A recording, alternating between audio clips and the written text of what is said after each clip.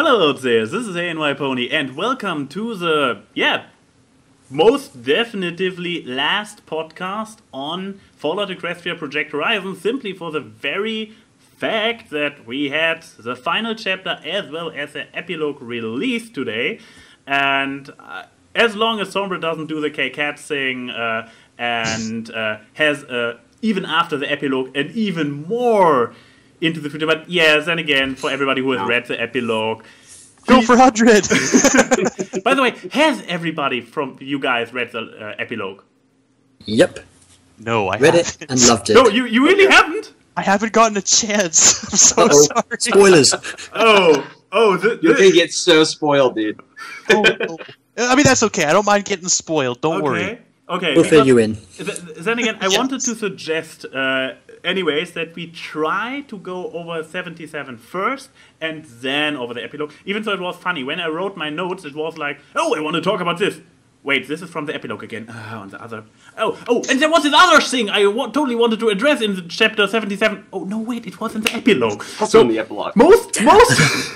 Most notes are really about the epilogue. So, nevertheless, we are still stuck in introductions, I believe.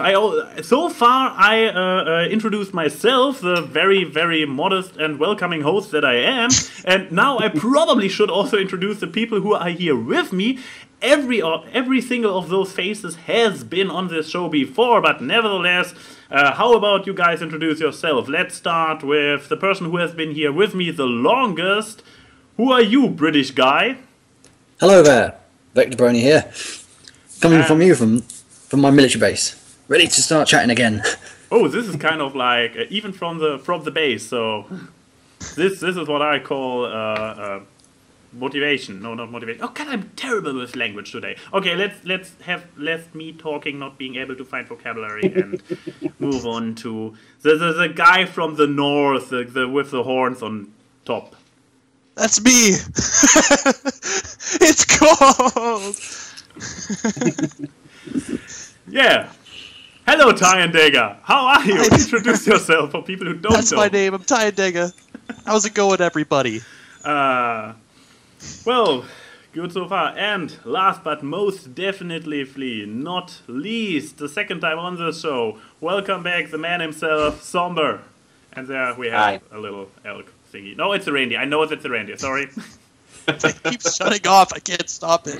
Especially, I just want to point out that each time it shuts off, the alignment of the windows changes. So I have to edit this out somehow later. Thank you. I'm sorry. Take a shot every time it happens. It's your drinking game for the day. But yeah, Somber, welcome back. How are you doing?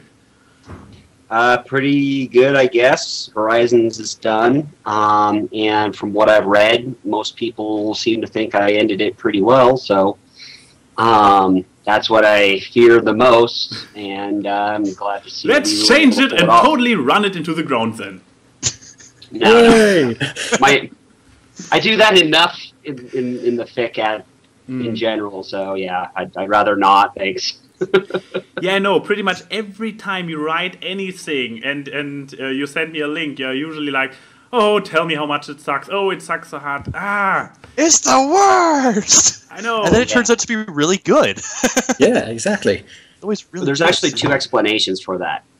One is, if you've ever read the webcomic Dan and Mab's Furry Adventures, she actually did a special one-shot where she talks about an artist. Now, an artist has an idea, a vision in their head, and has to put it out there. And what the audience sees is not actually what is in the artist's head.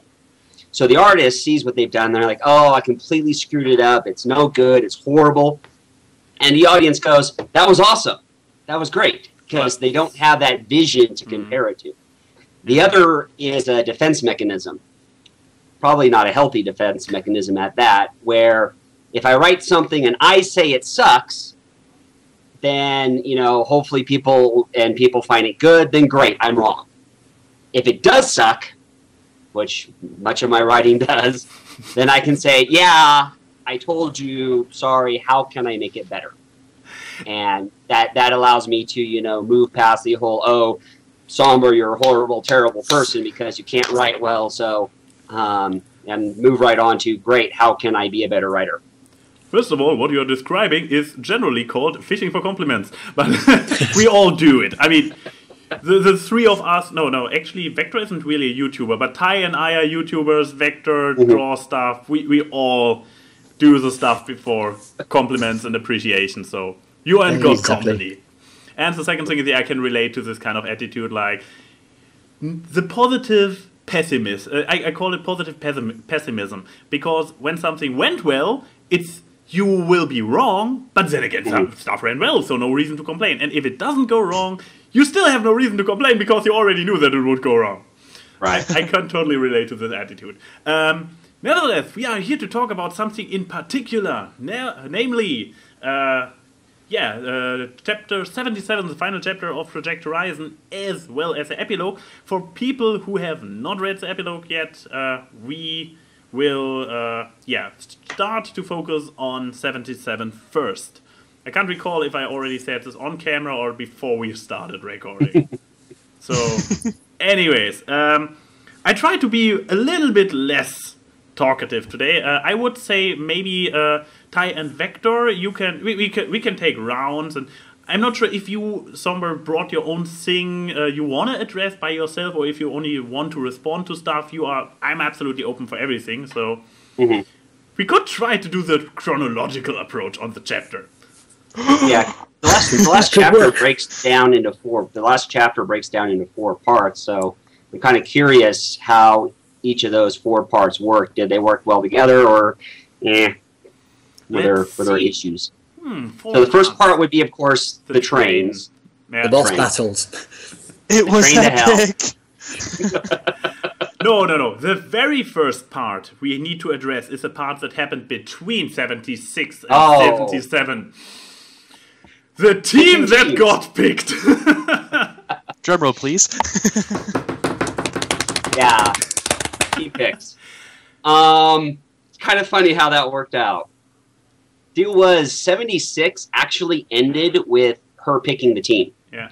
And there were the problem with that was it just went on forever. Oh, it was originally written out. Yeah. Oh, it was originally written out, and there were little scenes, like one was Nails, the Harbinger was originally she was actually going to pick him as a chance to kind of redeem herself, and he was going to be the stand-in for Lancer, and he said, "No, I don't deserve this. I thank you for picking me, but I know there are better ponies that will help you pull this off." And he kind of takes himself out of the lineup then. Why did he I don't want to die.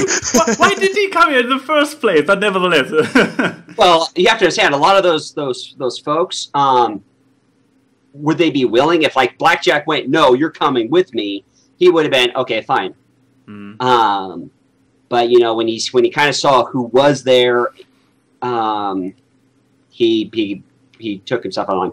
And so there was a bunch of stuff back and forth, different characters, and it just went on forever. It was like 6 pages. We weren't done with 76 at the time, and finally, I think it was Bro or Swift. They said, "Look, let's get rid of this completely. Let's just cut it here, and then have all this picking stuff happen off screen, and then we can start the last chapter in media res and reveal one by one who she actually picked." And I think I'm very bad with counting, because originally I'm like, okay, so there's 10 characters. And then we actually did a character count, and there's 11 characters. And wait a minute, this doesn't really work because there's not enough talismans. And so characters got brought in, characters got shuffled out. Brutus was there originally, he got taken out. Really? Psalm. Really? Yeah, Swift was like, how do you not bring in Utilipony? Which is what he calls any alicorn, Utilipony. So Psalm was brought in, and we genuinely kind of, Blackjack would have picked people to help her deal with threats that she saw while she was in the Corps back in, I think, 70, 69, around then. When the time gap happened. Right. And so she's like, I know there are parasite swarms, so I'm going to need someone with a flamer. I'm going to need air support. I'm going to need armor. That's why 2 or 3 of them have power armor. 3, yeah. Whisper volunteered Ares. herself. Yeah. Ares, Crumpets, and Dawn. Or it's not Dawn, Dusk. All Dusk. 3 of those have power armor. So yeah, so she went with a very heavy team to kind of counteract some of the threats that were in there. Of course, Whisper volunteered herself. She's like, I'm going with you. I don't care what the fuck you say. And Pythia stowed away. Mm. Yeah, I like that little touch. I would take you. You must be this high to be Yes. the whole train. Just You must be this high to save the world. Yeah, she found a nice way to make use of her wings, like, whoop, this high. Yeah. Also a nice move on the one hand to get Phillies out of it, but still keep Pythia, because I was last podcast I was like, you have to take this future-seeing one. Are you stupid? So yeah, found but a it's nice a way. kid. But she's going to go along no matter what. So Then again, Blackjack got out of it. one question about her: is she really a kid? I believe there were hints about her actually being soul transferred or reincarnated. Having like an the older same- soul or something. Yeah. But Yeah, something like that. So she's only. So 4. here's the problem with, because I invent supporting characters, and then I make up stories for those supporting characters, and then I never have an actual chance to tell the story in Horizons. In other but yeah, words, we will be here again soon. Chapter 100, Slice of Life. No, essentially her soul has been very directly passed down her maternal line. And so even though she has only Aphelios experiences, she's carrying around many more years of, wisdom and knowledge than your average kid would. Kind of like the archive in the Harry Dresden series. Even though she's a little kid, she's inherited this knowledge. Pythia is very similar to that. Oh, that's pretty cool. But yes, I have to say, I have to agree with your editor who made the suggestion there that cutting it out and doing the media race up, I caught myself while reading it wondering how it came to the lineup she eventually picked. And you threw in a hint every now and then, like, oh, I wanted a flamer. And so, yeah, we have the explanation why there is Ares with them. Maybe a few more of those hints that came to the decision would have been... Even so, are there people left? I mean, why wouldn't you take an Alicorn? You don't need to explain this. Air support. I was wondering about why there are 2 Pegasi when we are underground, but then again, we reached a big chamber later, so it kind of paid off. Right. Yep. So we're only 2 Pegasi. I was thinking, she could also take Calamity, and she could also take, Lightning Dancer was dead, but Steel, the cyber pony. She's like, yeah, she can have a whole flock of Pegasi. It's like, no, this is why I said you only have this many talismans, so to try and cut down the number of people that she'd take with her, because otherwise, like, why don't you just bring the whole Hoof army in? Bring the whole family. Yeah, There's only one flaw about taking Calamity, though. No, we all saw the Dark Man Rises. You know that it is a bad idea to take the entire force underground at once. Yeah. This backfires. There was a problem, Vector? Well, if Project Horizons does run hand in hand with Fallout Equestria, that means Calamity's got immortality protection. Because generally, we know what happens to him, so technically he can't die. Though by this point, I've kind of twisted around the canon enough. True. I just need to say, haha, I just broke canon. Calamity's dead. But yeah, so far All those K-Cat fans will come and find you. Yeah, I couldn't do that. On the one hand, you would have avoided a lot of future controversy by simply going, well, it's AU! It's AU to Fallout Equestria. You see, a main character died. Oh, that's too easy, though. It's too easy. You can't Exactly. do that. So you know my statement about fanfiction of a fanfiction. You heard it probably often enough. While I kind of see it as a separate entity, Project Horizon, I still appreciate that it is still working in tandem with the original. And if you would have broken this, I would probably have been a bit disappointed. Like, there it goes. This close. This is how close Homage came to going with Blackjack. Ooh. And not coming back? No, she would have come back. Yeah. Okay, so you wouldn't have. I always planned on Pythia survive. Pythia would have to survive, and Whisper I wanted to survive for what happens in the epilogue. And so those two I wanted to come back, no matter what. So Homage would have been included with that, number. Not all of them were going to make it, but some were. That would have been a real downer if everyone that went with her died. This would have been the red wedding all over again. Yeah, and especially for the ending. It's like the red wedding, you can build back up from that, but this is the end. There's no build up after this. There's no way to kind of have Blackjack recoup that. I'd just be wiping out a whole bunch of characters to take the reader and go feels. Yeah. Also, I mean, a thing. What's the Game of Thrones guy called? His name. Some R.R. Polking. No. Oh, R.R. Martin. Martin, yeah. R.R. Martin. I mean, he reached the point with Game of Thrones, and I dare to say with Project Horizon, you went a little bit into that direction.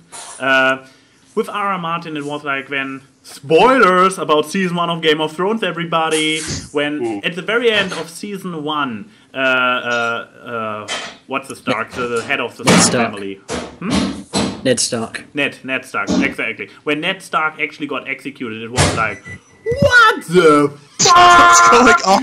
Like, what are they doing? But now, not naming characters, but at the end of the last season, or was it 4 or 5, when certain characters died there the last minute or got into horrible situations, it was like, oh, okay, now it's his turn. Okay, you numb down a little bit to it, and to keep the constant praise, at least to keep you on the ground there. I had, especially during the final battle, especially during the okay, both ends is good timing. Of the Fallout universe. How about muting yourself? Edit, quick! I won't edit. I will not edit. We keep it uncut, damn it, uncut. This is what they want to see. Cut show. It's not. You didn't have your fingers down your throat. Anyway, No, I was trying to say there. I was watching it. It was hilarious. Seriously, how about muting yourself when somebody's talking? Sorry. No problem. I mean, it always happens. So try to mute yourself. That's okay. He's on a base. So yeah, I know. It's absolutely no. I'm absolutely not making here any like, oh, how dare you try to mute it when there's so much background noise, because I could try to just talk over it, but people want to watch that afterwards. But anyway, what you were talking about with just to finish the thought, then it's all you responding. I was a little bit like, I expected that not all of them come back, because I know your personal feelings about the ending of original Fallout Equestria. Also going to address this during the epilogue when we talk there. I know how you felt, so I was kind of like, they are probably not all coming out of this. But when it happened, it wasn't. It didn't have an impact, because you expected that they don't all come back. So you developed this little bit of numbness. I can relate to Game of Thrones, but then again, I also watched Game of Thrones and enjoy it. So it is a criticism, but it is not a fatal one. Yeah, there's a trope called darkness-induced apathy, and essentially, if you reach a point where so much bad stuff happens, the reader disengages. It's a kind of defense mechanism for the reader. It's like, I'm no longer going to emotionally feel about what happens to these characters, because I know it's going to be horrible, and I don't want to feel hurt, so I'm just going to stop caring. I'm going to shut down. And I was really worried about that. I mean, that's been a problem over and over again in Horizons, because I get emails from readers that go, I liked your story, but it just got so dark and it's gone on for so long, I can't follow it anymore. So, yeah, when I got to the finale, I did not want a complete dark downer ending where the reader's just like, why did I just read 1.7 million words for that? I had to have it be a little more than that. So. There's got to be a ray of positivity somewhere. There always has to be. There always has to be. I mean, the return quota was rather great, I have to say. I mean, they actually only carried 3 bodies back, and one of them returned later. So, yeah. Bro actually wanted to do a bunch of stuff with SweetieBot, and I'm like, well, she's a robot. You can reboot. Who knows if she can be? Who knows if she can be repaired? He might actually pursue that in his own fic. SweetieBot's actually a point. You mentioned SweetieBot, and we are still talking about the train section, so I can throw something in there. By the way, Vector and Ty, when you have points you want to address, also try to bring yourself in there, because I know that I am a very strong talker, and since Somber is pretty much the man, he can talk as much as he wants as well. At least just like raise a hand or something. Exactly. Or just try to talk over me. I will shut up as soon as I realize that somebody wants to be part of the conversation. Okay. But yeah, right here, right now, I just want to point out, SweetieBot, I mean, you raised the question yourself in the story, like, why is a fuckbot so well armed? And it's like, yeah. I mean, a superpower laser. Yeah, it's really like, there's this robot which was designed at the, rather late during the war. I can picture Horse to tweak her every now and then and make her build in a little bit more here and a little bit more there until the very end. So she was probably high-end technology, but nevertheless, it is. This is a point where I actually have to join a little bit the camp of the Project Horizon critics, which are like that there is more subtlety in the original Fallout, and now. When in Fallout Equestria there was a super weapon found, like the Star Blazer or something, it was really, whoa, OP weapon, what a happening. And here it is like, oh well, this robot would just happen to. Okay, I also forgot. Cognitum also put a little bit more extra in there. Okay, so here's your answer to that, editors. When you write on a team, the people that you write with have their own special passions and attachments to certain characters. Bros was P21 and SweetieBot. The death of P21 tore him up really hard, and he cared a great deal about SweetieBot, and he developed his own story for how she was developed, why Horse made her, her relationship with Horse, and what Cognitum had done to try and upgrade her into a more fitting body. And Cognitum pushed her technology to the limits, but it could only go so far, and that's why she discarded her SweetieBot for a cybernetically upgraded Blackjack. So that's the justification for SweetieBot's armament. It took me by surprise too, because when we were writing the chapter before this, Bro saying, yeah, she could just do this, and she has hover hooves, and I'm like, time out. No, in my head, she was just kind of a ditzy robot. You know, she was not nearly as formidable or scary, but you know, your editors care deeply about this, and sometimes you just simply go, okay, we'll see if we can make it work. Let's make a compromise. Yeah. So the whole Siege Pulse, you know, it wasn't my idea, but I did allow it in, and he enjoyed. And it's kind of one of the things that you do when you're working with other people. You know, sometimes you make concessions, and they thank you for it. So, I mean, he's been working for 4 years now for free. So I think SweetieBot with the Siege Pulse was not too much as far as a reward. So. Agreed. I found it quite easygoing. Yeah, you can pretty well explain it in her case with Cognitum and everything. So, yeah. Nevertheless, Ty or Vector, somebody of you say something about the train scene. I've got one thing, actually. Ares, is that a new character? Am I wrong when I say that? Ares is one okay. This is one of the many problems with Horizons. I planned. Sommer and I laughed because we talked about this a lot, and he probably even more often. So please go. Yeah. So here's the problem. Horizons is horribly organized. I did not organize this, you know, as in, you know, here's going to be one chunk, here's going to be a second chunk, here's going to be a third chunk. I had ideas for antagonists and threw them in, and you know, threw them against Blackjack, and the Zodiacs were one of my great regrets because she left them behind. Their relationship was never really resolved. So I never had a chance to introduce all of the Zodiacs, what their agenda was, what their personalities were like. And Aries was a Zodiac. She actually fought Blackjack in Stable-Tech R&D. And that was it. That's the only time that she had any association with Blackjack. But when I was doing that lineup and picking ponies, I'm like, okay, so Flamers, Candlestick, Aries. Yeah, it was a good choice. That's basically it. And what's, like I said, I create a secondary character and I start creating story for them. And it's just like, okay, so she was a Steel Ranger in a bunker, chafed horribly at the multiple restrictions and the people, telling her, no, you have to do this, you have to patrol this, you have to do, and she finally got so fed up that she went AWOL. And so that's why she has the power armor and the power armor training.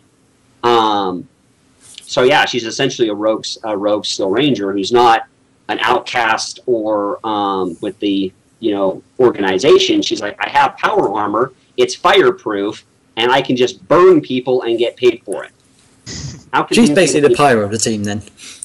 Yeah. Burn. No, she's not a maniac. Toaster was a maniac. Toaster loved fire. He was? She was more of a this is a very, very effective weapon, and I can use it very effectively, get paid.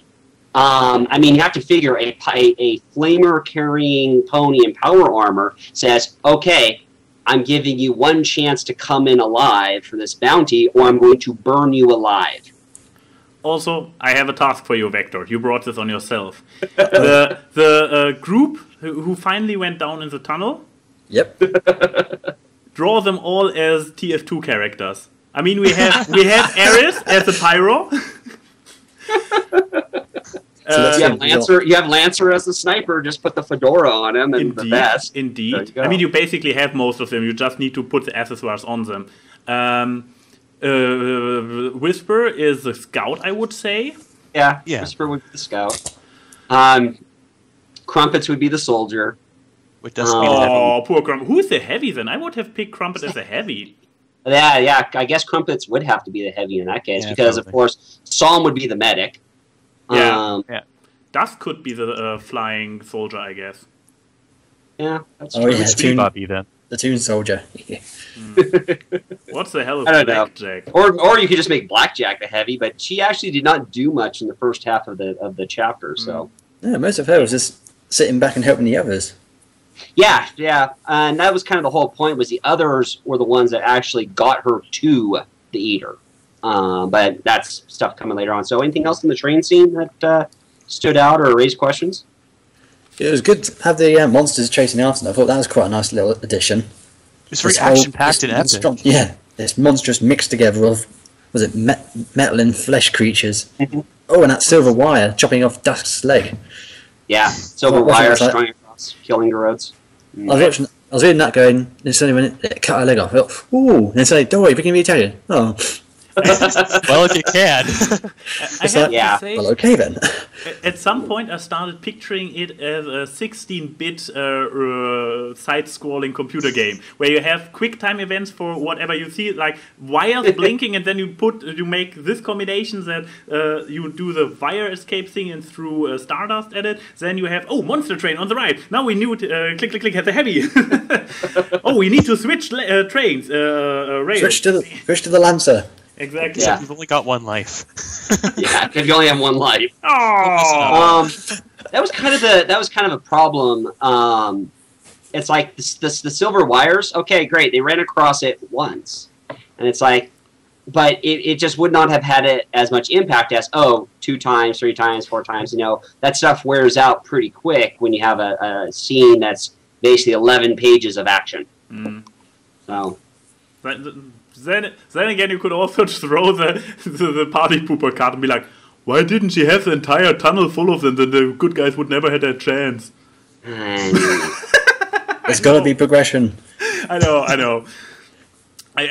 We all can just take it as there is in the multiverse. There is another version in which the entire tunnels were full of cables and the good guys didn't win. End of story. Nobody would have wanted to read this, so shut up, guys. Wait, I was the one who brought this up. Damn it. Well, believe it or not, there was an alternative way of them getting to the Eater, where they actually take the elevator at the end of chapter 26 back down to the zebra ruins, and then just pop right out at the Eater. Oh, and I went, no, that's way too simple. It's got to be a lot more complicated than that. You've got to work for it. And of course, the first boss is approaching. Yeah. Anything else about the train ride? I don't have anything. Ty, Vector? Nope, I'm good. So, part 2. The Legate. The Legate. He was a a boss mess.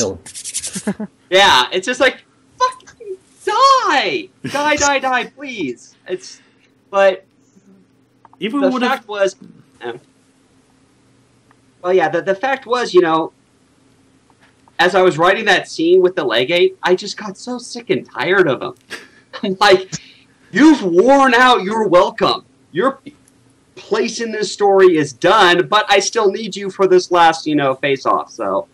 Also, he can't die too quickly, because then the entire overpoweredness of him previously would have been like, what? And then he just dies?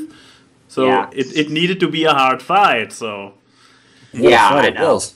Yeah. An ultimate boss. Indeed. You must destroy these certain weak points to defeat him. Even with a final form. I was like, when he came back, I was so like, you are fucking kidding me. You're not really going for the video game trope of a final form. But then he gets crushed right away. I was like, yes, yes. Heroes for the win.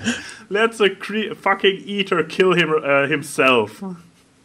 Well, yeah, that was the whole deal was, the cardinal sin of the Legate and the Eater is pride. And so when he said, no, the Eater needs me, and Blackjack pushed him on that and said, oh, yeah, what does he need you for? He's a supremely powerful, undead star. And Lancer then went off, he's always needed me, I've always served him, and, we wouldn't even be here. And then the Eater's like, oh, really? You think I need you? I need you? No, I don't. 3 strikes, you're out. And what's sad is, Eater did need the Legate. If the Eater had not killed the Legate, It would have been Blackjack would have Blackjack. been defeated, Probably. and the Eater would have been triumphant. The pride destroyed both of them. Oh my god, there is a friendship lesson in the story. Mm-hmm. Keep your 100 friends close. 1.7 million words leading up to one final friendship lesson about not being too pride. It's beautiful. It's poetic. I love it. Law and Faust would totally approve with everything you did on the way getting there. No, I'm pretty sure Lauren Faust would have read 33 and gone, I'm done. Thank you. Gotta admit though, I did feel for Ares getting, punched through the helmet? Yeah. I was like, ooh. I was like, I'm actually sad to see her go. Yeah, I feel that know. one. Kicked through the head. Indeed. Do we really have to say so little about the entire fight with the Eater? With not the Eater, with the Legate. Seems odd. It was a good fight, and it was, like I said, it was one monstrous tumorous creature thingy. Mm-hmm. For all those thousands of years of not aging, catching up. Yeah. Must have been And painful. Oy. Yeah, and the deal was every single one of Blackjack's friends had a part to play in that fight. It wasn't just simply Blackjack, oh, I have Luna's soul and I'm cybered up and I'll just do it myself. No, she couldn't have beaten the Legate by herself. No matter how augmented she was and empowered that she was, it was a group effort that was ultimately going to take him down. Yep. And I have to admit, it did throw me off when you suddenly see him come back for the second time. I was like, oh, come on. Oh, come on! I Just think I die! screamed. Yeah. It's like, you're done! You're so freaking done in this story. And yes, he was. I think Blackjack even said that as well in the story too. Yeah. Like, you're done, go Smart. away. Yeah, when he comes back that final time with the final form, she's just like, oh, come on. See, Why do I have to keep yelling? But yeah, See this, Blackjack, my final form. I think Dragon Ball Z is going to sue. But the deal is, Blackjack honestly could not have beaten the Legate. I mean, the Legate was almost an embodiment of sin, where no matter how much you shoot it and how much you stab it and how much you blow it up, he would keep coming back. The Eater would simply rebuild him over and over and over again. It wasn't until he tripped up, that he fucked up, that he was finally obliterated by the Eater. So yeah, I mean, as powerful as Blackjack was, the Legate had an immortality cheat code. 2 more minutes and the Legate would have beaten Blackjack, be honest. yeah. Yeah. I mean, he was all over her in that fight. She just couldn't keep up with his kind of speed. Yeah, I mean, he was just the Eater's like, okay, fine, bam. Here's all the juice and all the power you need. Will you deal with her? Because I'm about to be reborn, and I would like to concentrate on that. And then it blew up in his face. You know, that last little bit where Blackjack's like, the Eater doesn't need you. Once the Eater's reborn, you're nothing. It's not going to carry you into the stars to go kill other things. It's just going to eat you along with everyone else, and the Legate could not accept that. Like, it's like, no, it needs me. I'm important, and I will not. You know, I have to reply, and his reply ultimately got him eaten by the Eater. So, sigh. Poor Legate. Poor Amati. Yeah, this was surprising, considering how long this went in the story. I guess, yeah, this was the part about the Legate. Yeah. Yeah, along with Dusk getting semi-digested. Yeah, this was like, whee! But she came out again. I like that she was able to blast her way out again. And I was grateful you didn't make any kind of jokes like, I know it, I've seen enough anime to know where this is going. Well, and that was kind of the deal with Whisper and Pythia using the minigun. That was actually an idea that I think Swift had, where it's like, they're just not doing anything. They should be doing something. And he's like, well, what if they were shooting at the Legate where Dusk was being kept? Because that was what was preventing Blackjack from just obliterating the Eater with Folly. You know, if she was a more ruthless pony, yeah, sure, sorry, Dusk, I'm going to kill you along with the Eater and just use Folly right at the outset of the fight. But Blackjack's not that kind of pony.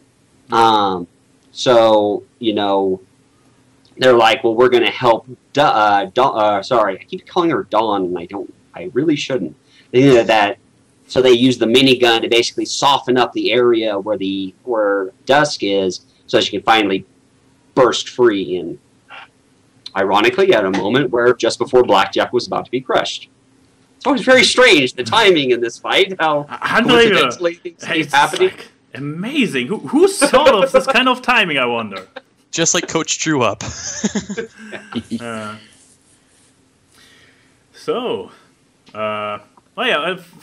as a final thought that when after the Legate thing, when Blackjack went on alone, I have to say that it was still handled well. That usually, once again, is a trope you dodge there, like the I have to do it alone trope. But by basically smashing everybody so much to pieces that they literally cannot help anymore, it was teleport them home. There is no point in staying there. That's true. Crumpet was a bit crumpled. Yeah. Also, I didn't even realize that. She actually got out of it. And that was kind of the whole intent, was they got her up to the Eater. That last mile was Blackjack's to walk, and that's why the dealer, starts to appear for this one final chat. It's like, you shouldn't be alone for this. Yeah. I was about to say, she wasn't alone. She had the wasteland. Yeah, everyone that also helped her get there to that final point. But I guess this is part 3 now. The ascent. Yeah.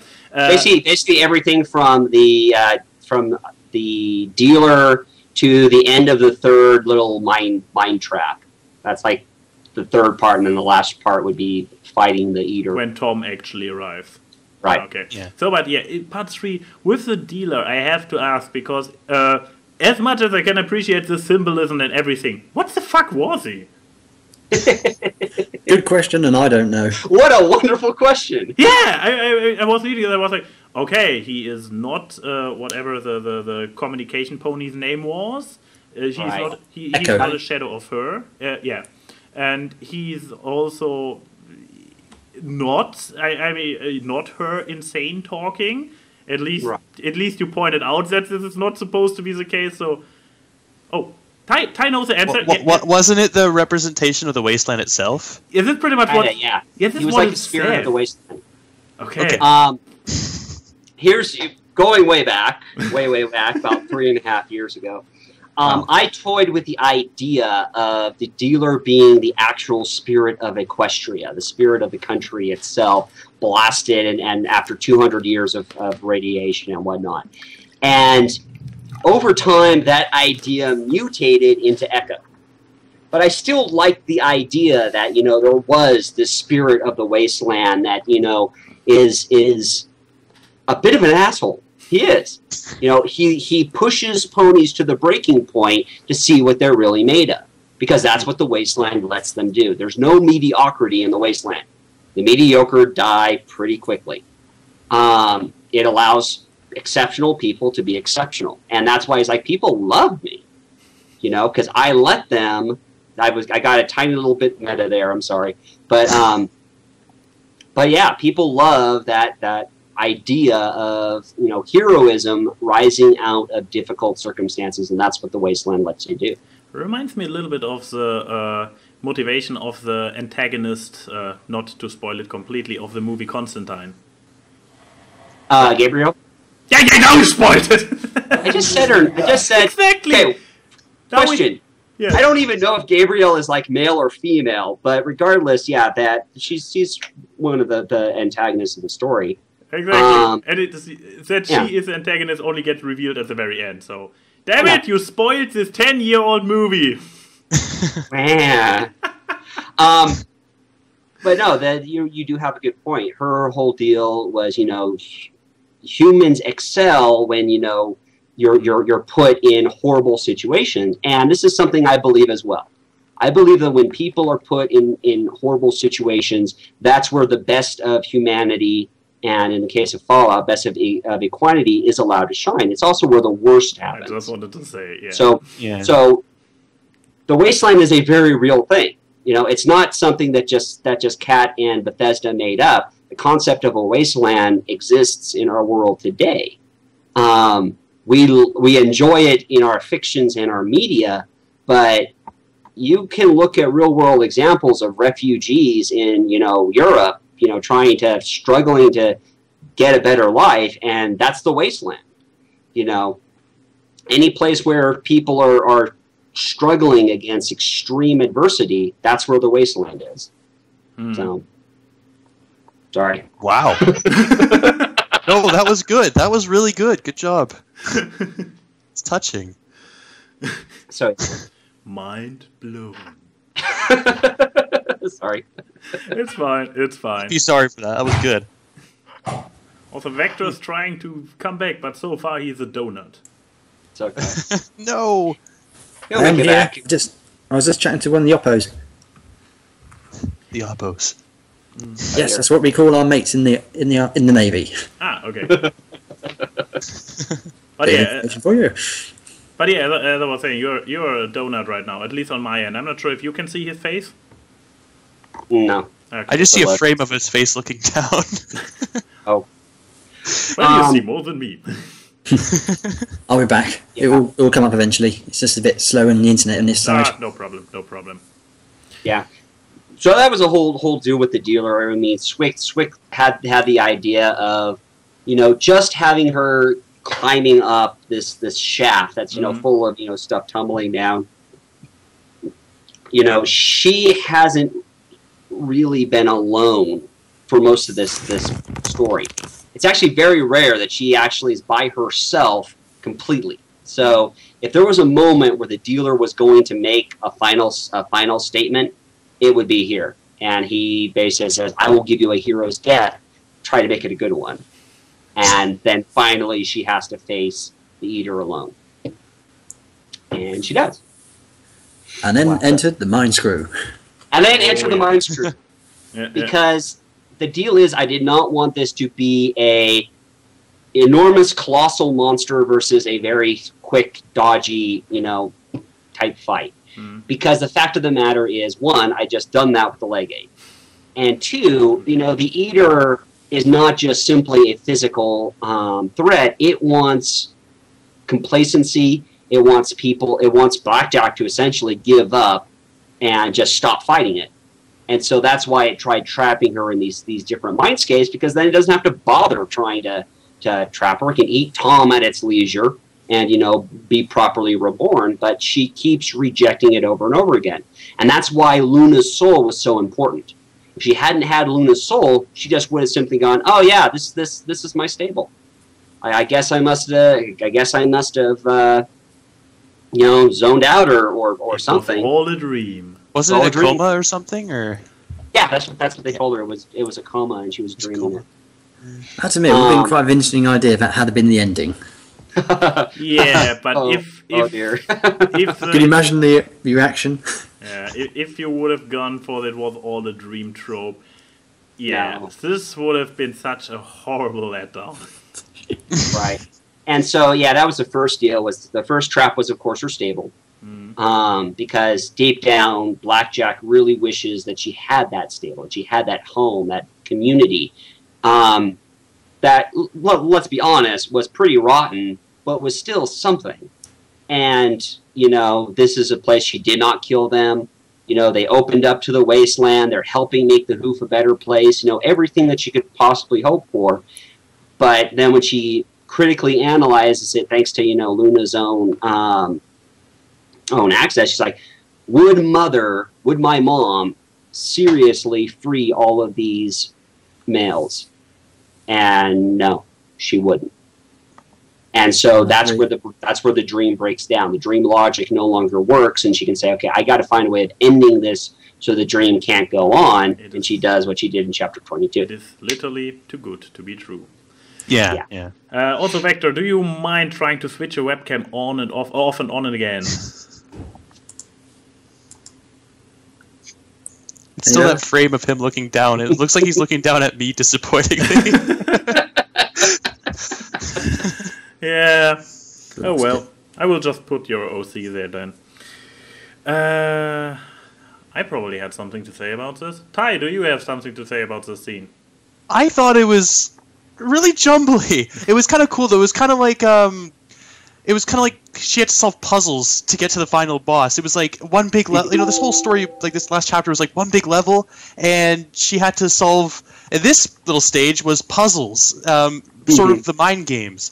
And I thought that's what I really liked about it. It's like, mind games. Yeah. Same here, because she didn't have to develop. Blackjack is already rather OP. True. The Eater is just a few leagues even higher. I mean, he is a star versus a single mortal being. Cthulhu. So her being able to defeat him, what is it called? Battle of the Colossus? No, the video game with Colossus in the name. I don't know. Shadow of the Colossus? Shadow of the Colossus, thank you. Like, slaying down them, Shadow of the Colossus style, wouldn't have been... It would have been just like, Dragon Ball Z all over again. Enemy is stronger, so we get stronger. Punch, punch, punch, blah, blah, blah, blah, blah.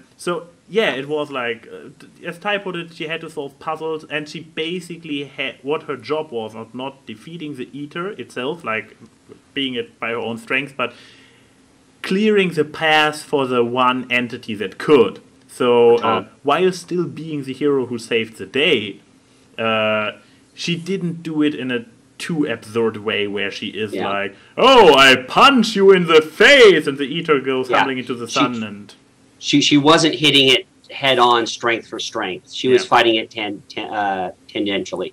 If she could eliminate those 6 shields, then the Eater could be destroyed. She got 5, but that's going on to the last bit. What about the second dream with Luna? How did that go? I liked it. I thought it was quite a good a good way to look at things. The fact that she was considering Blackjack being her own story. Yeah. It was an interesting turn on events. Also, It makes... Go. you respond first. I have my next point. So, Well, and it also raises the question, what kind of hobbies does Princess Luna get up to when she's, not in front of the adoring crowds? didn't Have you pick been reading the video fanfictions? games. No gamer Luna in Project Horizon. Why did you do that? Sorry. Shame on you. You know every brony wants gamer Luna. It's true. We pulled them 100% Somber, 100%. And you know what's sad is I just thought of how I could do it. If she had a game system in her study and there was Fallout. Oh, that would have been hilarious. That would have been so meta. Well, you can still revise Chapter 77 for the upload on FilmFiction. Just saying. We'll see. Is it still not in my camera? Or is it still blank? Yes. Hang on, I'm going to try something. I'll be back. No problem. Okay, but yeah, with the second dream, it also became so meta in the second dream when you talked about escapism, and he's back! Yay! Next. Yeah, it became really meta when you talk about how Luna uses escapism and how she puts herself into that actually not very pleasant scenario. What you are like, while reading it, you're like, yeah, sure, why would you escape the world into this really dark and crappy wasteland scenario? And then again, I read the story with 1.5 million words. I'm doing the very same! I'm putting myself, escapism-wise, into... But yeah, meta, Yeah. mind blown, whoa, so meta. I think the theme word of the day is meta. Meta. Our collective minds have been blown away. We haven't even reached the epilogue. Then I will go meta. So yeah, that was essentially the Luna dream.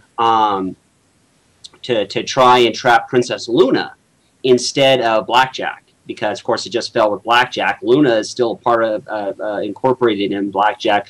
What does Luna want? Luna wanted her reign, where she was the equal of Celestia, where Celestia acknowledged her as an equal rather than just, oh, my little sister. Because I think that's something Princess Luna really craved, was recognition that she is as good a leader and a monarch as her sister was, and the Eater is trying to play off of that. And of course, when it actually goes down to it, she can't accept it. Maybe at this point, I believe I said in the past that I'm not the biggest fan of your interpretation of Princess Luna. I have to say, in this chapter, with this very dream sequence, I liked her very much again. Also, to point out that it was a nice transition. I mean, we are used to Blackjack first-person narrator for so long, but the transition, it was absolutely clear at this very point. Yes, it is still the same person telling the story, but we are in Luna. There was no question the transition worked, so... Yep. Woohoo! Good job. You know what's sad? I wrote the scene and I can't remember. How does Blackjack remember the Luna dream as a fake? How does she get out of the Luna dream? Simply by Luna letting discover the why she realizes the zebras offered to send children in indoctrination camp. Yeah, it was the really harsh conditions to meet. That was right. And also, Celestia would never ever have been okay with that, and that's how she. Okay, we bounced that around like 4 or 5 different ways. How does Luna reject this dream? And it's like, this is not my sister. My sister would not send fools to a re-education camp. So it was already too good to be true to begin with. On the one hand, the Caesar having to forfeit because I believe it was mentioned in the script that the pride kept them from doing it in the first place, and now why they forfeit? Where's the pride by offering one and more of repairs? Yeah. Like, guys, repairs, okay, understand it, but for people who were too proud to give up earlier, you are now throwing your proudness out there. Like, holy crap. Right. That is true, because this Kaiser, I remember in the story they said he had a lot to prove, didn't from the former Kaiser. That's why the war persisted so long. But since we literally talk about a green section, it is kind of ridiculous to actually complain about this, but just, Yeah, I mean, it was essentially the Treaty of Versailles, where these are in terms that place all of the blame on the war, on the zebras, and demand restitution. And, you know, honestly, there was a moment there where it was almost like Hunger Games, and it's like, no, that's too blatant. That's pushing things too far. Who sat on Pinky's chair? You said that she was not sitting there, but somebody, because she was in rehab. And you said that somebody else sat there, and I didn't get it. I think that it would have been not Glass. Glass was the liaison for Image. Quartz, is it? I don't know. So some minor character. Oh, so just some minor character was sitting there. Some sort of basically the liaison for the Ministry of Ministry of Morale to the OIA. Oh, okay. At least it wasn't Maud. That could be funny. I'm here to keep the morale up. She was probably just stoned or something. Don't worry about it. Oh. Pun! I saw a pun there! Oh. Pun point. Oh well. The Lunar Dream. Anything else, anybody? Got it. Then, moving on. After and so the last dream. It was...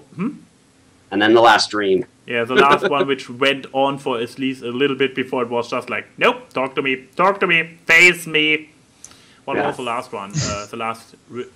Oh, yeah, it's Happy... was it Happy Horn Therapy? Yeah, wasn't it? Asylum. Therapy. Asylum. Yeah. Where, she's just been crazy. And all of the stuff that she's putting herself through is all just, mental illness. What, I wanted to ask, did you actually ask around which kind of mental illnesses would fit to the certain characters? I had the feeling I knew it. There was too many, like, this and this and this, okay, this and this and this, and I was like... Hartshine is a professional, Hartshine is a counselor that deals with all kinds of mental illness. Ah, okay. So, one of my editors is like, okay, it's this. Especially things like was it Apple Snap being scared of physical contact? Wasn't that one? Yeah. So still do see, hence the wearing the armor. Right. And so, if you really wanted to say, no, I hate Horizons, you could honestly say, it ended Blackjack's just crazy. Yeah, this was the actual ending. She's just slipped back into her dream world afterwards. Yeah, you could just simply go, she's just crazy in a mental institution. I'm also a big fan of the Thick Asylum. And I like the idea of, of her building this delusion where she is the most important person in the wasteland, saving the world against ridiculous odds. I mean, outside of stories, that usually doesn't happen. We live very modest, mediocre lives, and but you don't have a single individual responsible for saving the whole world. And so that's kind of where this whole last trap came from. Fortunately, that we got to that last question. What is P21's real name? Also fun. A nice way to get it. Yeah, and he's just like, it's Blue Pony. Blue. It's that blue guy over there. Yeah. Blue hooves. And the thing is, you might say, well, okay, the Eater's a moron for not making up, a name. It's like, if you don't speak a language, I don't speak Indian. And so if I was trying to make up an Indian name, it would sound completely ridiculous. And so the Eater is like, I don't know. I know the names of people that you've met, but she's never thought of P21 as anyone other than P21. Mm-hmm. I could not think of what his name would have been if he had not been P21. Well, he probably never got one. Did Male Stallions even get names, did they, in 99? And he never said, I don't call me P21, call me this or call me that. Mm-hmm. He still kept the name that he was given in Stable 99, which is a name that would not make any sense in this insane asylum. Mm-hmm. And so that's largely what gives her the hint that this is just one last trap. And after that, the eater goes, okay, come on, I gotta catch you in something. But she breaks out again and again and again until finally she has to confront it face to face. Yeah, which also brings me back. Sorry for not thinking about this earlier. With when the dealer was teasing Blackjack earlier about. Oh, I made you the one savior of the world, the savior of the whole world, and also this kind of I made you the descendant from Twilight Sparkle. I was like, this is one of the parts that confused me about the dealer. Like, how can you retroactively make who you are descended from? Like, he's stretching it a little bit there, Mr. Dealer, sir. You're a little bit out there. But yeah, we already finished this. So that could all have been a mind screw if you think about it. Oh, but it could have been him just trying to twist around her mind and finally put her over the edge. Also, I had another one, sorry, once again about the dealer one. Maybe I just missed it and screwed up. So either I'm a dumb reader or I am uncovering a mystery here. We'll see in a minute what it is. When the mayor, the original mayor that got crushed by the door, what was her name? Hatches. No, her real name. That's what they called him. The dealer asked Blackjack multiple times, what was her name? Hedges, no, that's what you called her. What was her name? Was the original name of Hedges Blackjack? I mean, Blackjack... No, the question she kept asking her was, how did you get your cutie mark? That was the question she kept repeating. The deal is, she's like, okay, yeah, she was my friend. I liked her. I didn't want her dead. It's like, you didn't even know what her real name was. Oh, okay, no, And of course, Blackjack has his habit of actually, suppressing her memories. Okay. Remember that entire thing with P21 in the first, series. Blackjack exists in a state of constant guilt. She'd make a wonderful Catholic. She really would. Hey yo! she would. Shots fired. Okay.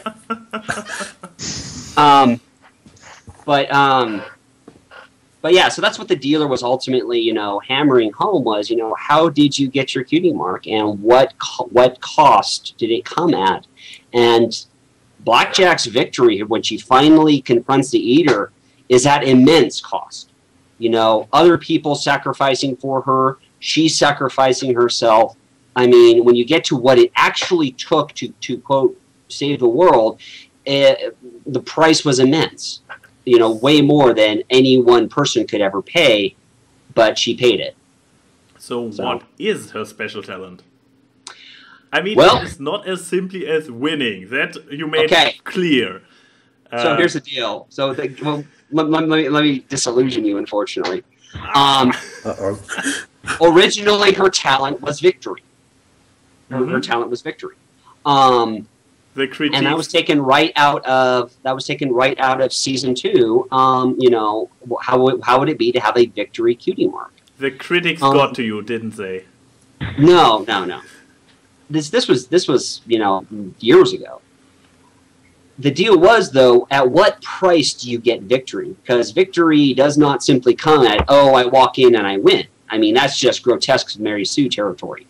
She wins, but she wins at a price. And she pays that price again and again and again. And so that's kind of her talent is she will win, but it's going to cost her more and more every single time. And if she can't pay that price, it's going to eat her alive. Or someone else. So yeah, she's got a very dangerous cutie mark. Her cutie mark is actually a pretty dark thing in that, yeah, she'll win, but it might kill one of her friends to achieve that level of victory. So, which she has done quite well. So basically, Cognitum also won because Tom was fired, but the prize was her own life. The prize was her own life. So it was winning after all. Okay. I know, but it's not just as simple as, I win. It's more like, I win after. But at what cost? Yeah. But at what cost? Yeah. Up to your own life and everybody's around you. 3 times. Yes, her own 3 times. But yeah, once again, in the case of Cognitum, who took the special talent, well, oops. Yeah. And if Cognitum had known better, she would have been much, she would have been much more leery of taking Blackjack, especially taking Blackjack's talent. But Cognito, unfortunately, just did not quite anticipate this biting her back in the butt again. I mean, she went, this is a host. I'm just going to remove the mind, put myself in there, and, rule the wasteland. And she never thought, wait a minute, Blackjack has been through a lot of really messed up shit. And she might have survived. She might have gotten stronger for it, but it wasn't pleasant in the least. Nope. So, Hell no. yeah, I wouldn't touch Blackjack's special talent with a 10-foot pole. It's just not worth it. No. I can succeed without that kind of misery. Oh well. Anything else up to the point where Tom enters the arena? Not Wait, that I can think of. Yeah. Then Tom enters the arena. Giant the final showdown. alicorn battle. Yeah, and the final showdown between the Maiden of the Stars and the Eater of Souls. Also, why was there a different kind of stone in the that a different kind of stone was in the last panel? Did the Eater just cheated and changed reality, or was it just a coincidence that this one stayed as the last one? You mean the in the last generator, the last shell? Yeah, in the last shell there was a different kind. There was not previously. It was the Fade. One is moonstone. One is right. Star metal. Remember, moonstone can be converted into star metal if the Eater is around it long enough. And so that's what the Eater was doing to her ammunition. And when it finally got to that last one, it's like, here's your last bullet. Oh, nope, I'm going to convert that, and now I don't have to do it. So basically it was the stone was the same, but the bullets have been changed. Yeah, the bullet had been changed. Okay. Because the last one, by coincidence, the last one being different would have been stupid, but yeah, in this case, it actually was a move by her enemy. Okay, now I'm satisfied. Yeah, because I mean, the Eater saw, she's using slivers of moonstone to break open these star metal cases. I got to neutralize the moonstone, but the Eater had no clue that she had moonstone inside. Yeah, and as we saw, Blackjack really does do things by halves. Yes, he does. Sorry. Not much planning. Well, the deal is, when I originally started Horizon, she was a ripoff of Little Pet. She really was. I mean, the original incarnation of Blackjack was a slightly larger Little Pet, and really she was Scotch tape. And going into actually writing it, I started realizing, maybe I need to make her more her own thing. So, what is the antithesis of Little Pet? Who thinks things out and is very deliberate and has a plan and is very methodical. Well, how about a often drunk, security pony whose job is largely to beat people up? And then she has to try and unravel this immense mystery that is what is Project Horizons and, face this off. Little Pit probably would have had this wrapped up in about 3-4 weeks. Yeah, Blackjack has been a much longer journey. Yeah, Blackjack's just like, I'll just carry around EC 1101 until I finally figure out what it does. But yeah, I intend after besides doing a review of Project Horizon, I also intended to do a video like Blackjack versus Little Pip. And the funny thing is that they basically start at the very, very same point. So like you described, she was pretty much a ripoff. Unicorn, stable dweller, can only do levitation, but then very different direction. Chapter 5 is where things break off. Chapter 5, they're pretty concurrent. And then Chapter 6 is when some people pointed out, this is just, you're just doing Fallout Equestria.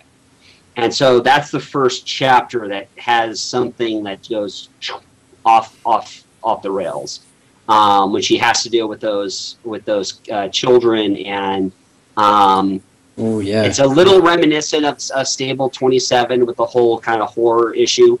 But past that point, you know, Blackjack is dealing with it much differently than Little Pip.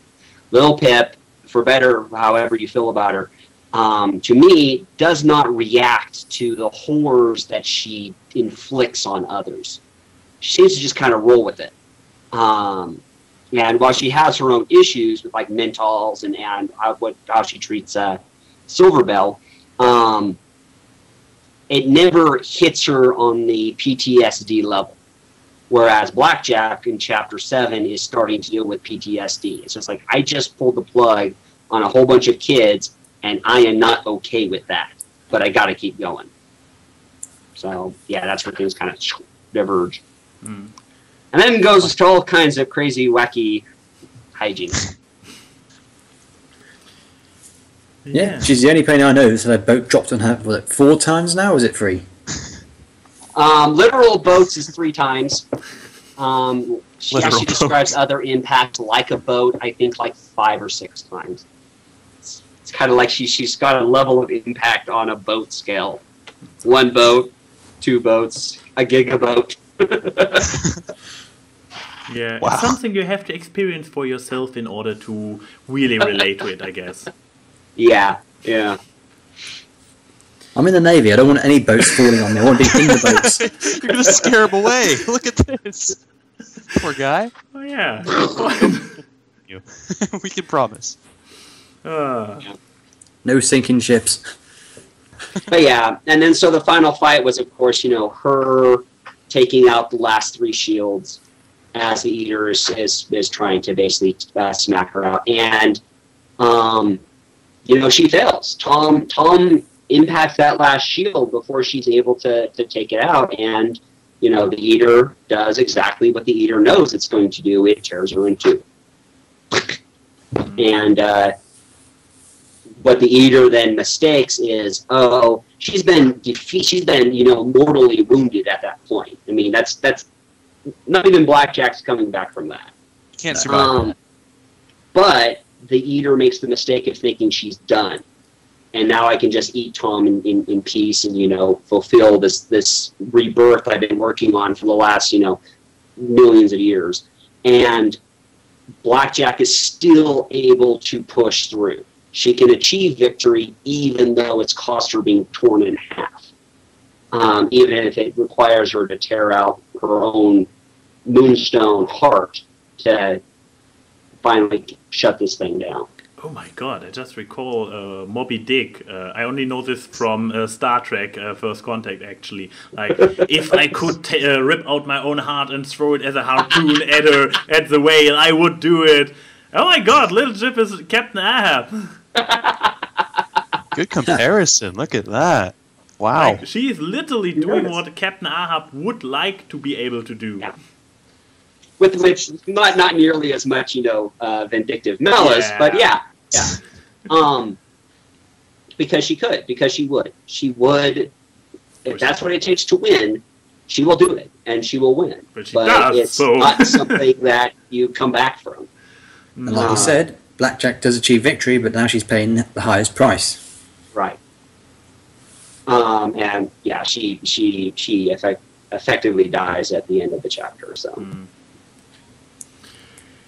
hopefully that scene went well. So, to be honest, I was genuinely believing that I really felt like Blackjack was dead.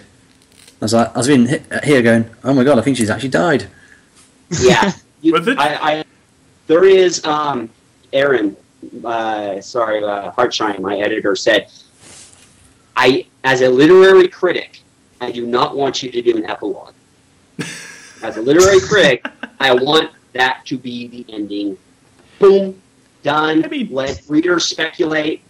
But as a reader, I know I have to know what actually happens beyond Black. You even switched perspective for the last 2 paragraphs. Or she lost her soul. And what I'd like to think is the mare that died was Security. That was who ultimately died. The Maiden of Stars, Security, died. Symbolism! It's a beautiful thing. Security saved ponies. Security saves ponies. All the ponies. Wow. She ended up half a mayor, half a heartless mayor, but she saved everybody. Oh. Put it up at that. But yeah, and so that was kind of that final. I actually had that death scene planned like 3.5 years ago. Oh, wow. Yeah. So yeah, that whole where her power goes out. All she can do is feel the rumbling of the water coming in, and that's when she goes. Mm-hmm. So I have lots of visuals in my head. And Yeah, like, it's a thing. Since you mentioned it, I mean, I brought it up before, so I can do it again. That often because when one reads your story, often enough you see that first of all you are inspired by very visual media. I mean, that there's a lot of anime inspiration in there is not a big secret at this point. So Yeah, and too anime much. usually are very, very visually strong media. When they do their special effects, their crazy things and stuff like this. And this is, yeah, I guess I can give this as constructive criticism now that Project Horizon is done for the next project. Often enough, yes, when please it gets, criticize. Yes. yeah, Okay, when it better. gets too fantastic in the literal sense, the images you have, it is very hard to get them understandable in words on paper. I mean, I believe Ty and I ran into the problem last time when we both had issues to visualize how this entire lifting up the Ether is actually supposed to look. Because you describe a lot about structures and moving parts and whatnot, but in the end I was like, Yeah, I had nothing. and when at the end of those 4 paragraphs about how it goes drawn up, okay, now it is up there is some kind of construction thingy, you describe it as a nest, okay, I can deal with it, and I just read on. And Right. I have no clue how the Ether actually looked. The image I have of him is some really, really dorky looking Super Nintendo monster with some levitating hands next to it. He turns into a giant snake. It never helps. Oh, somebody knows the list. Somebody knows the list. He I turned am into a giant proud snake, of you, and good it didn't sir. help. I'm not the only nerd left who knows the list. Yeah. Do you guys know which list we are referring to? Not a chance. Vector. Evil- We're just Overlord nodding and quest. shaking our heads. Yes, let's go with it. Smile there's and nod, evil- Tyandaga. there's a Smile list and of nod. evil overlord things that Yeah, you the don't want to evil do as a overlord villain. list. One of them is, I'll never turn into a giant snake. It, It never, never helps. helps. He turned into a giant snake. It didn't help. Okay. Yeah, it was just like, because before that I pictured him as some kind of round blob with an eyeball or something in the mouth somewhere. It looked a little bit like a beholder, but with only one big eye. And in my mind, once again, I need to point out that I'm a foreign speaker, so probably often enough stuff and descriptions go over my head. But yeah, the more fantastic the elements become, the more tricky it gets to.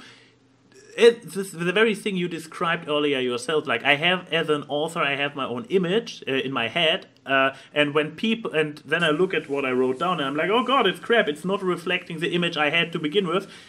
And yeah, the readers probably made up their own images in their heads, but Yeah.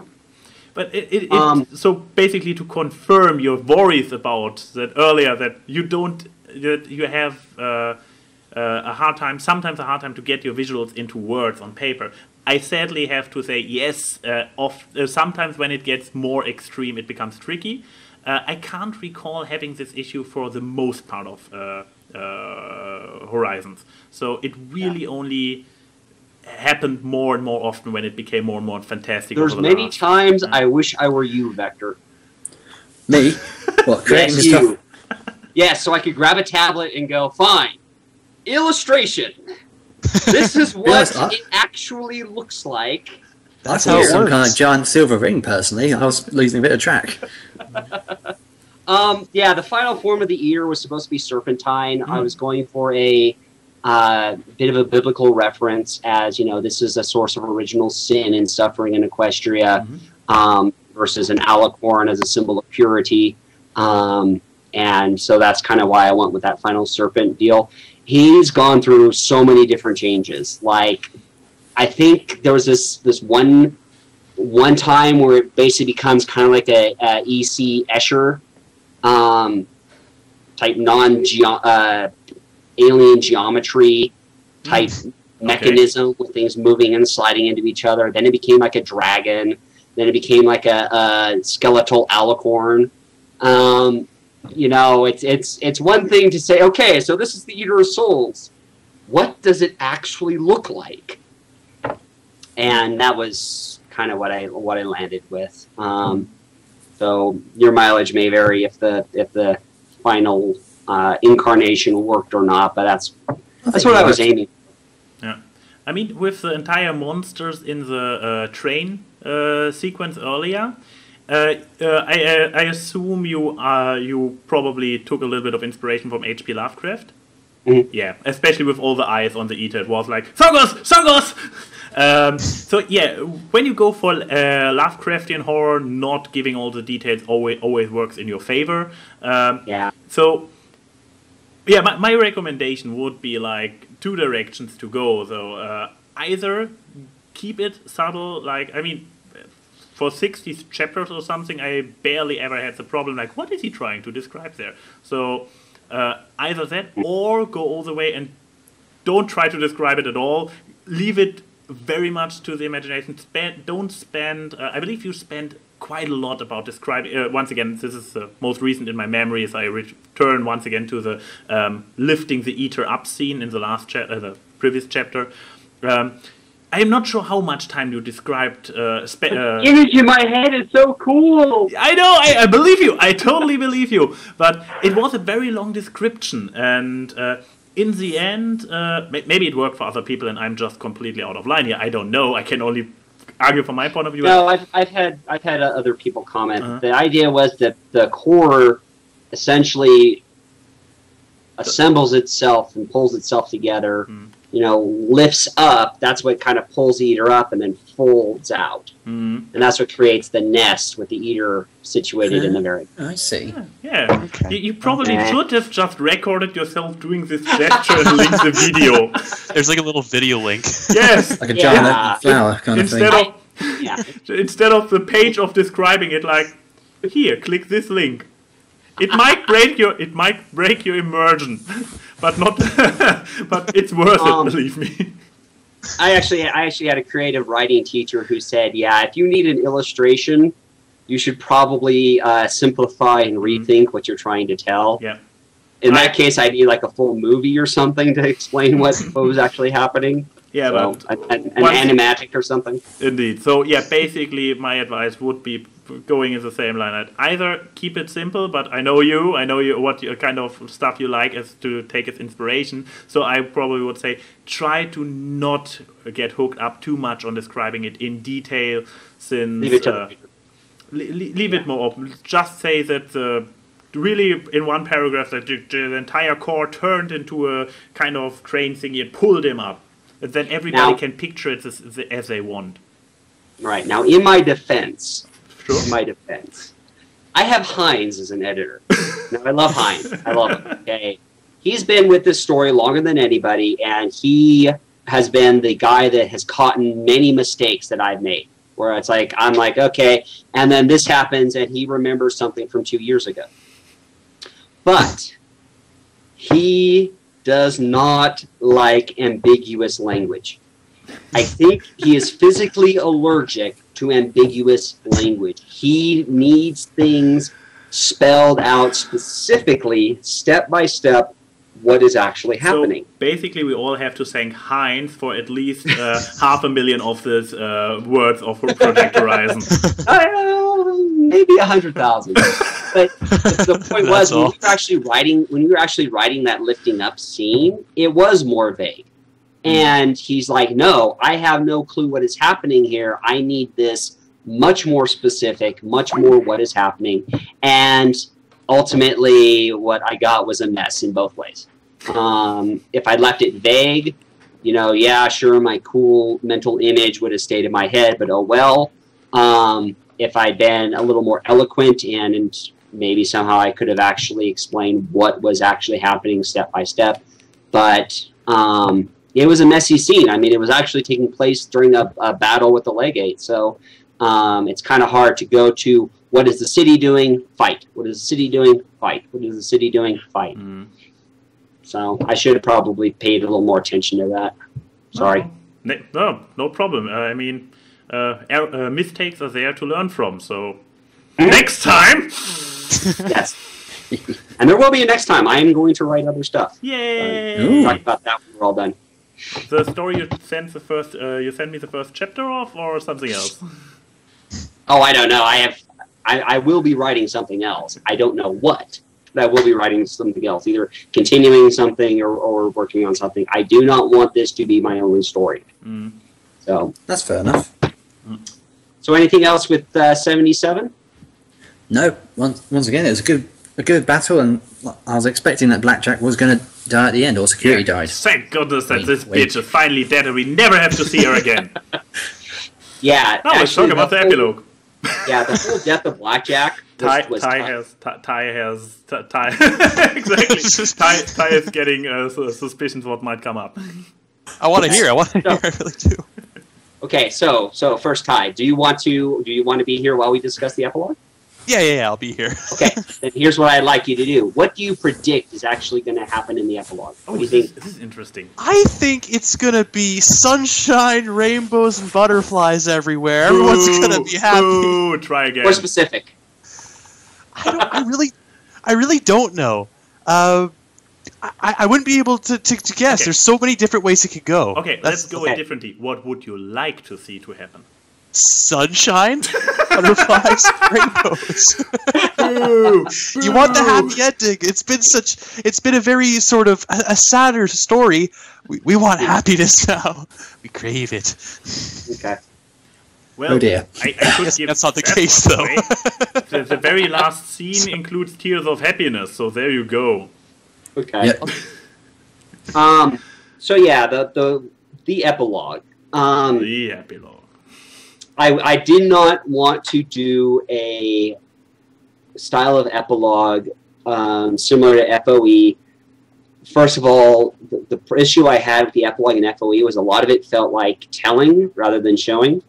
And it's like, here is 1 year after, here is 10 years after. And I understand, showing the different scales, but I kind of wanted to give a better feel for what actually the consequences were of Horizons.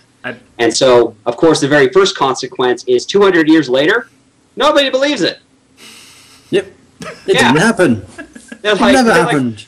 They're like, bullshit. Well, then again, this Lightbringer stuff also didn't happen.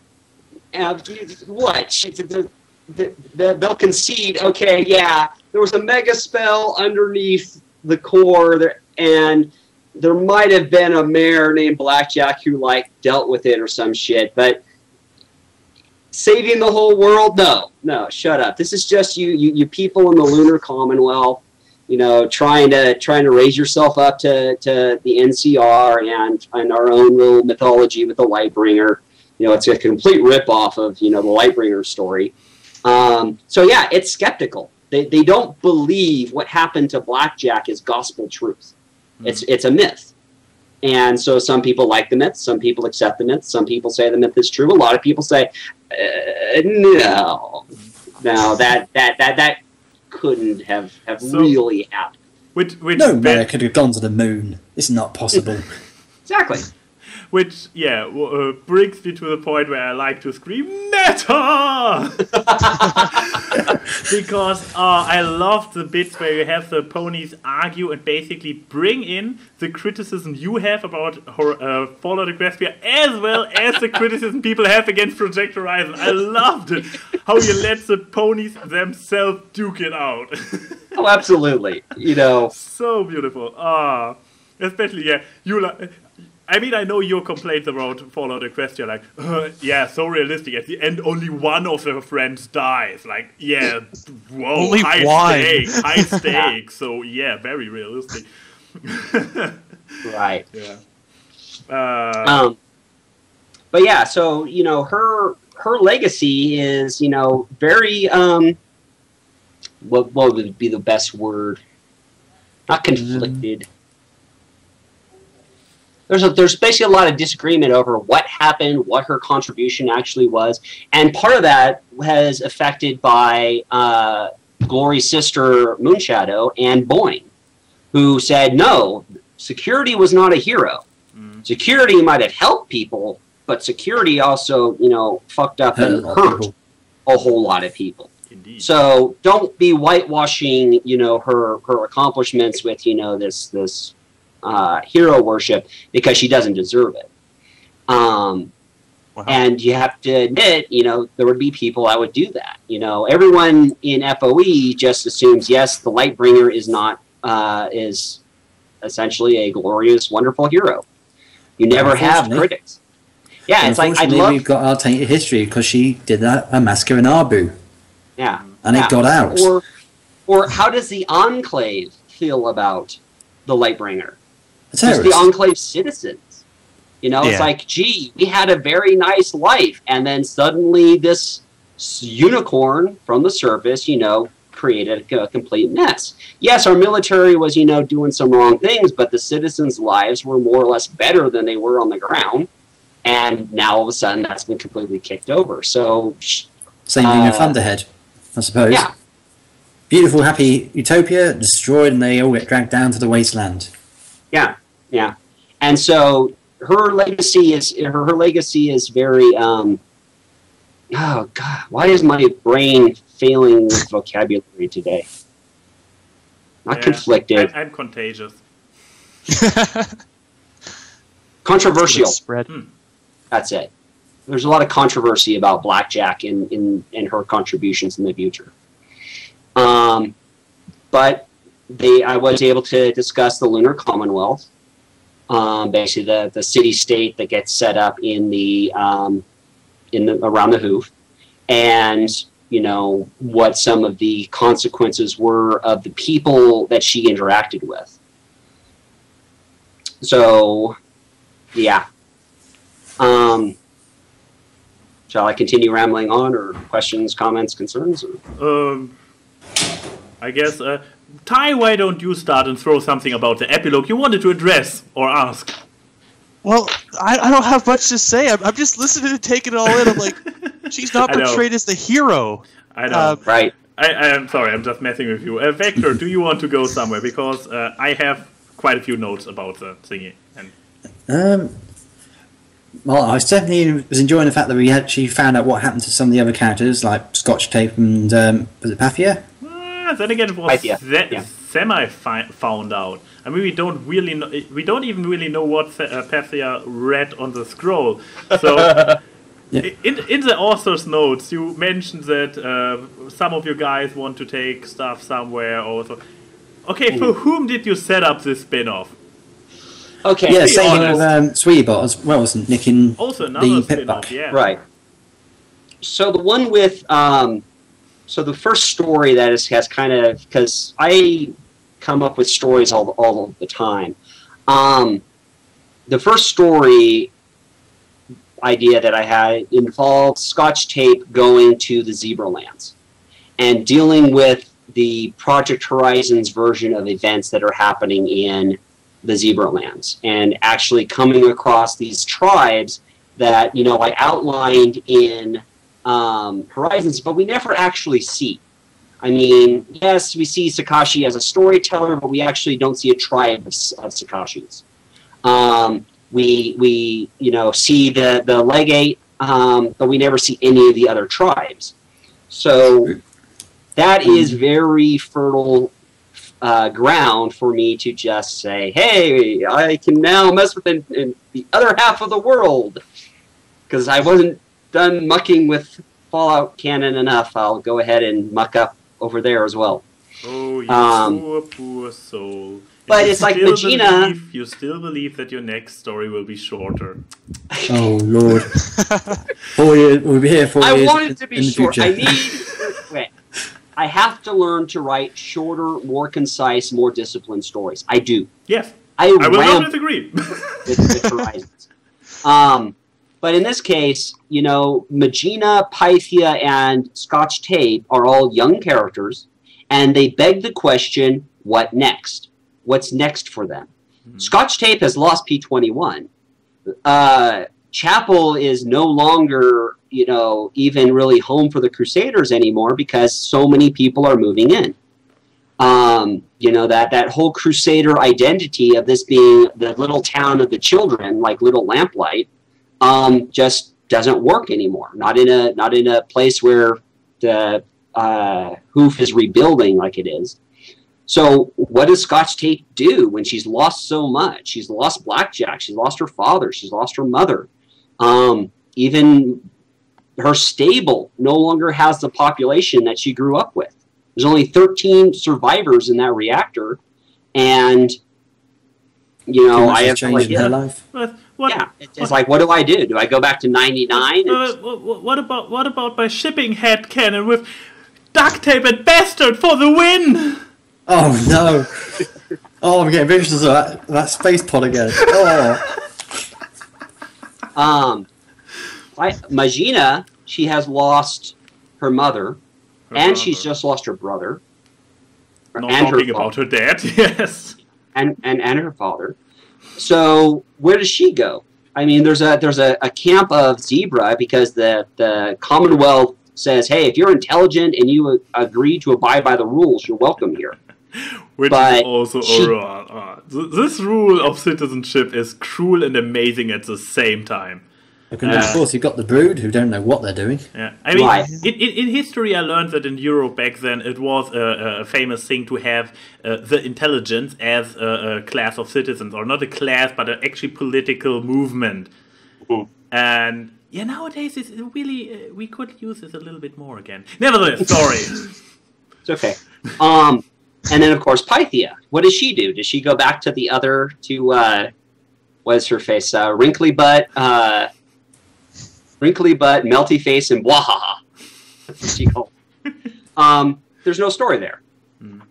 And so I have these three characters with the question, what do they do with their lives? And, I had the idea of Scotch Tape actually going to the Zebra Lands, and Pythia and Magina give her, kind of an in to that world. Mm. She'd be one of the first ponies from Equestria, from the Wastelands, to actually see what life is like with the zebras. And she's kind of amazed to find out there are ponies living in the Zebra Lands, just like there were zebras living in the Pony Lands. And so that would be the first story idea, where they go to the Zebra Lands to try and find out if something very bad happened 200 years ago, and if so, what to do about it. And if you've read Project Horizons, it's probably something bad did happen. Nothing ever good happens in the Fallout universe. Yeah. Everything's terrible. I mean, come on, look at the name. It's a dead giveaway. Right, Fallout. So yeah, that was the first. That was kind of a hook into if I do pursue another FoE story. I think I'd like to do that. Even so, I have to say, this would be a really interesting setup for you yourself, because if people looked into more than one Fallout story, I guess Vector is probably the one with the most knowledge of different Fallout stories. Very often the protagonist is a unicorn, simply for the fact that the protagonist is better in the way to interact with the entire world. I mean, you managed with P21 and a little bit with Scotch Tape to make Earth ponies rock as well. And well, Pegasi, they have the wings that they can use a little bit hand-like. So, yeah. But nevertheless, a lot of FoE writers go for a unicorn protagonist. And it makes life a lot easier for them. Exactly. And mixed parties. So they have... I mean, look at original FoE. We have, two unicorns and a Pegasi at first, but we also get the other... Earth Pony? Yeah, we get the Earth Ponies in there. With FoE, basically the same. We have Earthbound ones, we have magic users, we have flyers. Now you want to start off this story with 3 Earth Pony-like characters. Which will be a little bit different than so many other FoE stories. So interesting. I think the only exception to that law is Fallout Equestria Heroes, where the main character is a Earth Pony. But she's a hired gun as an Earth Pony. I still need to check it out because I believe the Equestria narrator does a very nice audio book of it, and I'm a big fan of audiobooks. And and Influx, because the main character there, she's a cybernetic zebra. yeah, I know.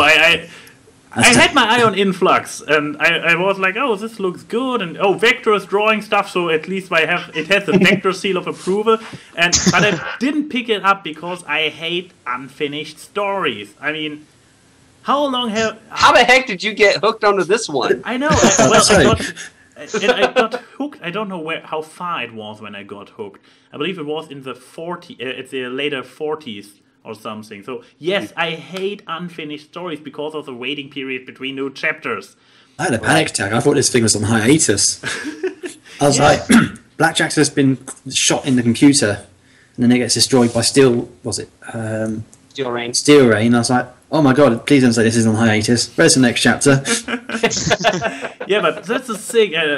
Before Project Horizon, it was Life and Times of a Winning Pony, where it also took like 2 months until the new chapter came out. And I hate reading unfinished stories because, yeah, you forget a lot of stuff, and I hate the waiting. So I know that especially for writers, it is absolutely essential to have an active readership even when it only starts, because it's basically, in so many cases, when it comes to fan fiction, that keeps writers going. The positive feedback, the like, hey, this is awesome. Yes.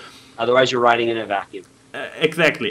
So I completely get it, and I will never tell anybody, don't read unfinished stories, because I know that when everybody would think this way, we wouldn't have any fan fictions at all. So, but I personally, from a very egotistical point of view, hate reading unfinished stories, because I know it.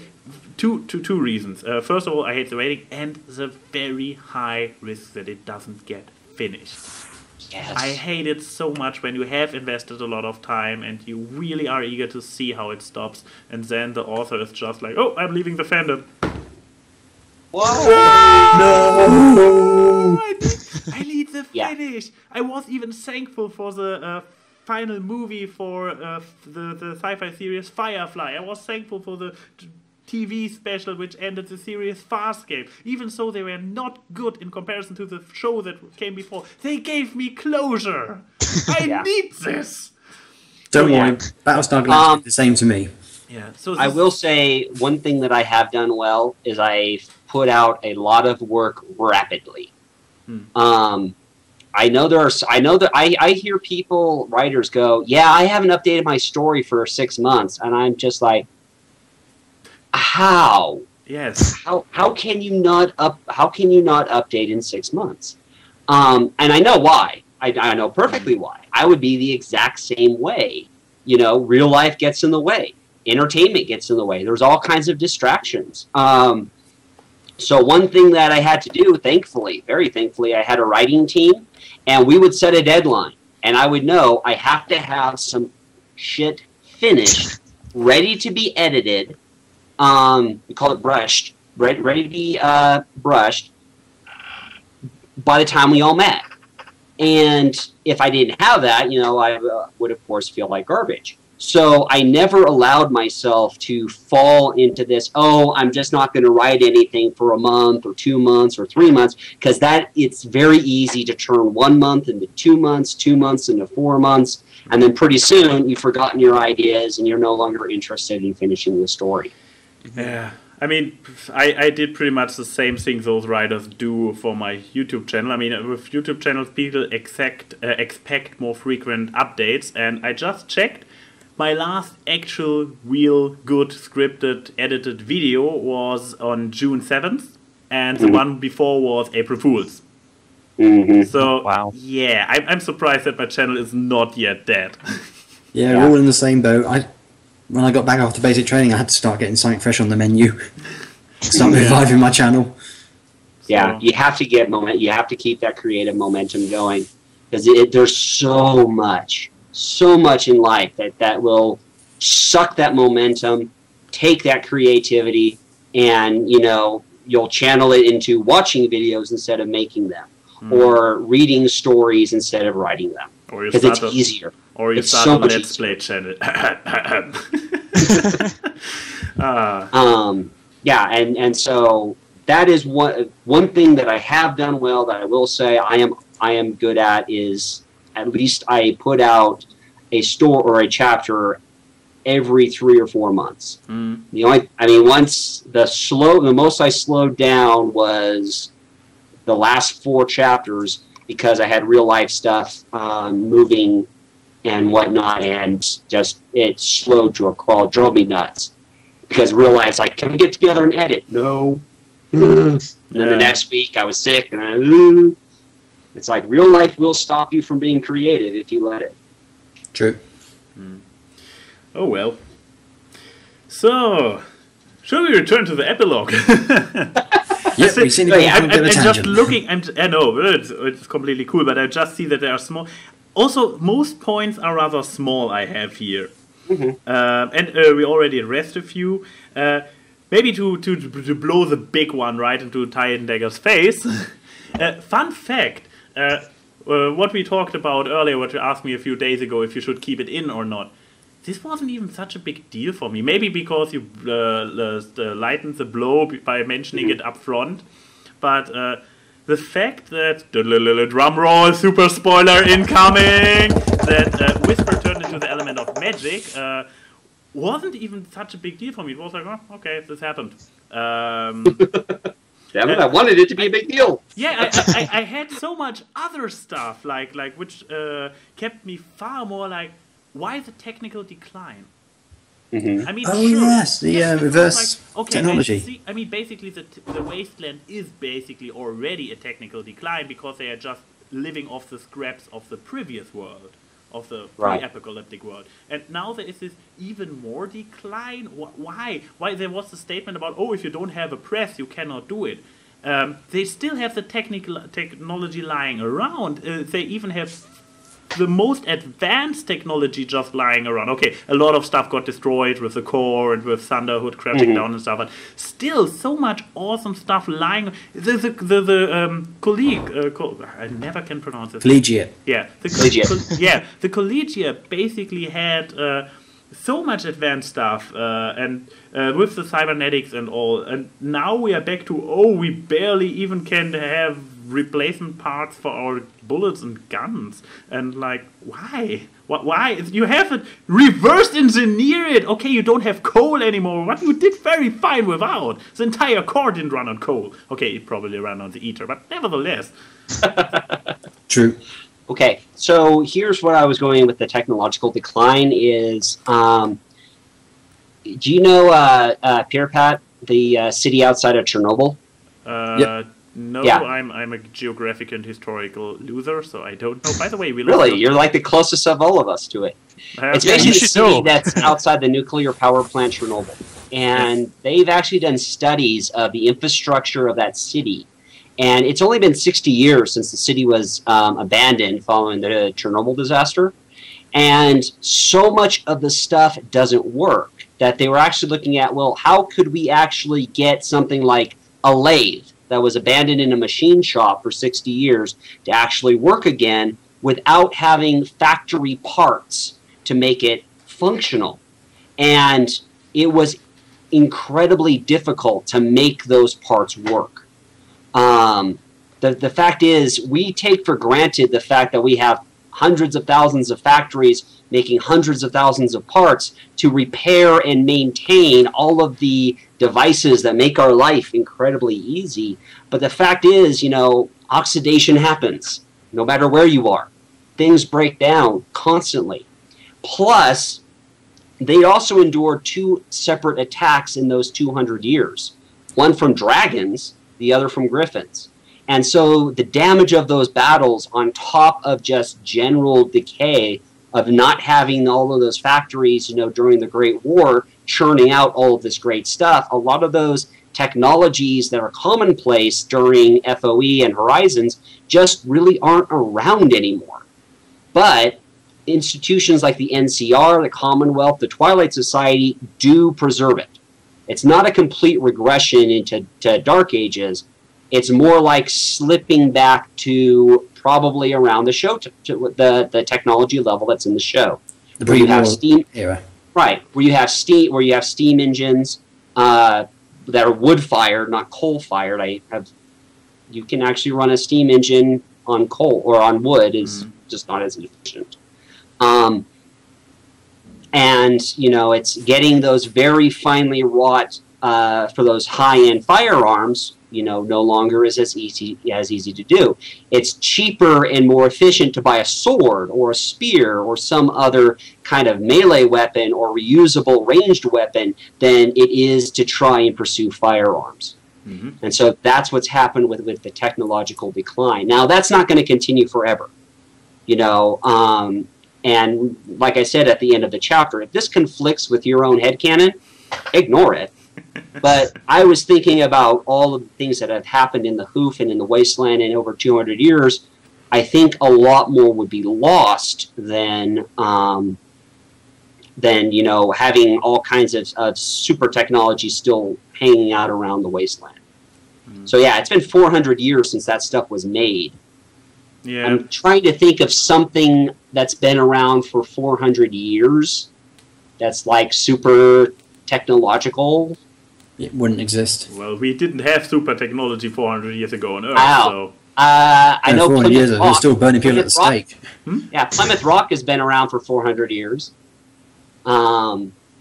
So yeah, I mean, time is really tough on things if you don't have that infrastructure in society to really keep it going. And the NCR has largely thrived because it's got the biggest arms. It grabbed as much as it possibly could to keep itself going strong.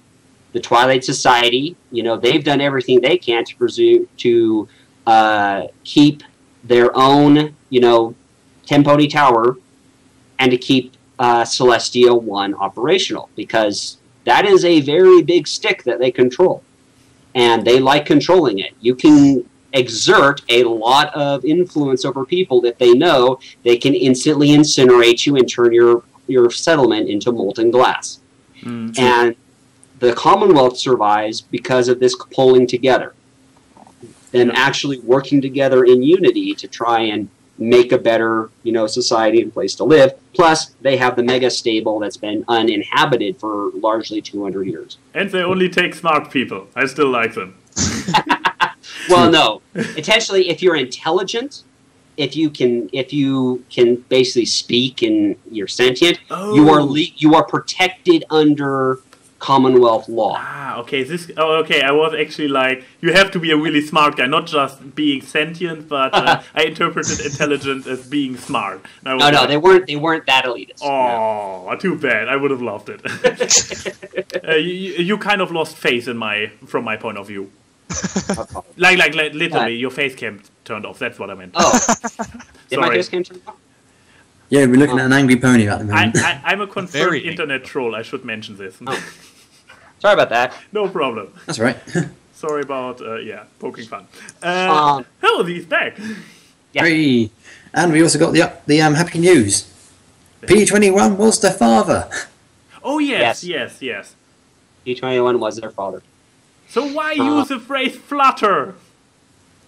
Oh, you want a bat pony? Flutter in her stomach. You want a bat pony? Look, I have talked. I lost 30 bits on that bet. She romped an entire day with Stygius, and only I believe only once with P21. Oh, okay. In the shuttle, she was already pregnant in the chapel. Before she got pregnant, there was only the one night in the Elysium, wasn't there? Yeah, he has great timing. Here's the deal. P21 was always going to be the father. Yeah. And as soon as when his death was planned, and his death was planned about 2 years ago, I wanted something of him to endure, and so he was a father of our kids. Wow. And as far as the word, with blackjack, and as far as the word flutter, sir, I spoke with a number of women who have had children, and I said, so what is, when you're very early in the pregnancy, how would you describe the feeling? And they said, well, it's kind of like a fluttering. Yeah, and I asked a bunch of dudes who never were pregnant, and they couldn't relate to this. Why? They're like, bat pony! Bat pony, bat pony, bat pony. I know, but basically the entire bat pony theory was based on this one word. If I only had been a previously pregnant woman. You might know a few, man. Yeah.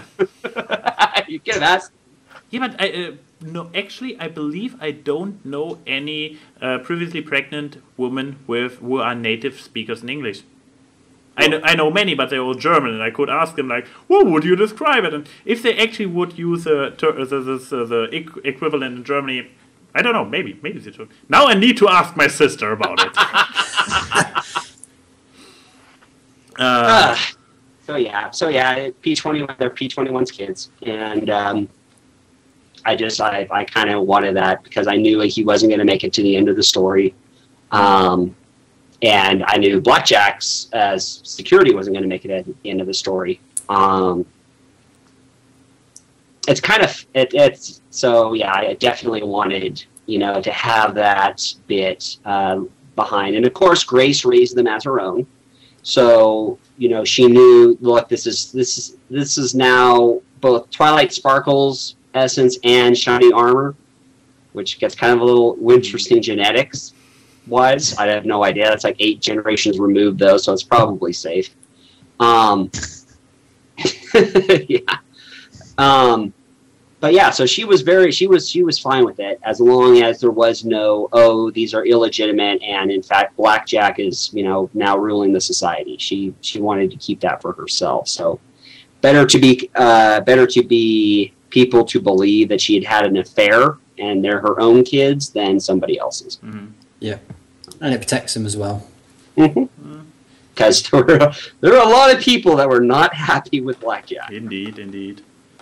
And plus, if the Twilight Society had known, they would have been... Oh, yeah. Yeah, exactly. You can imagine them just trying to steal one away. Of Twilight.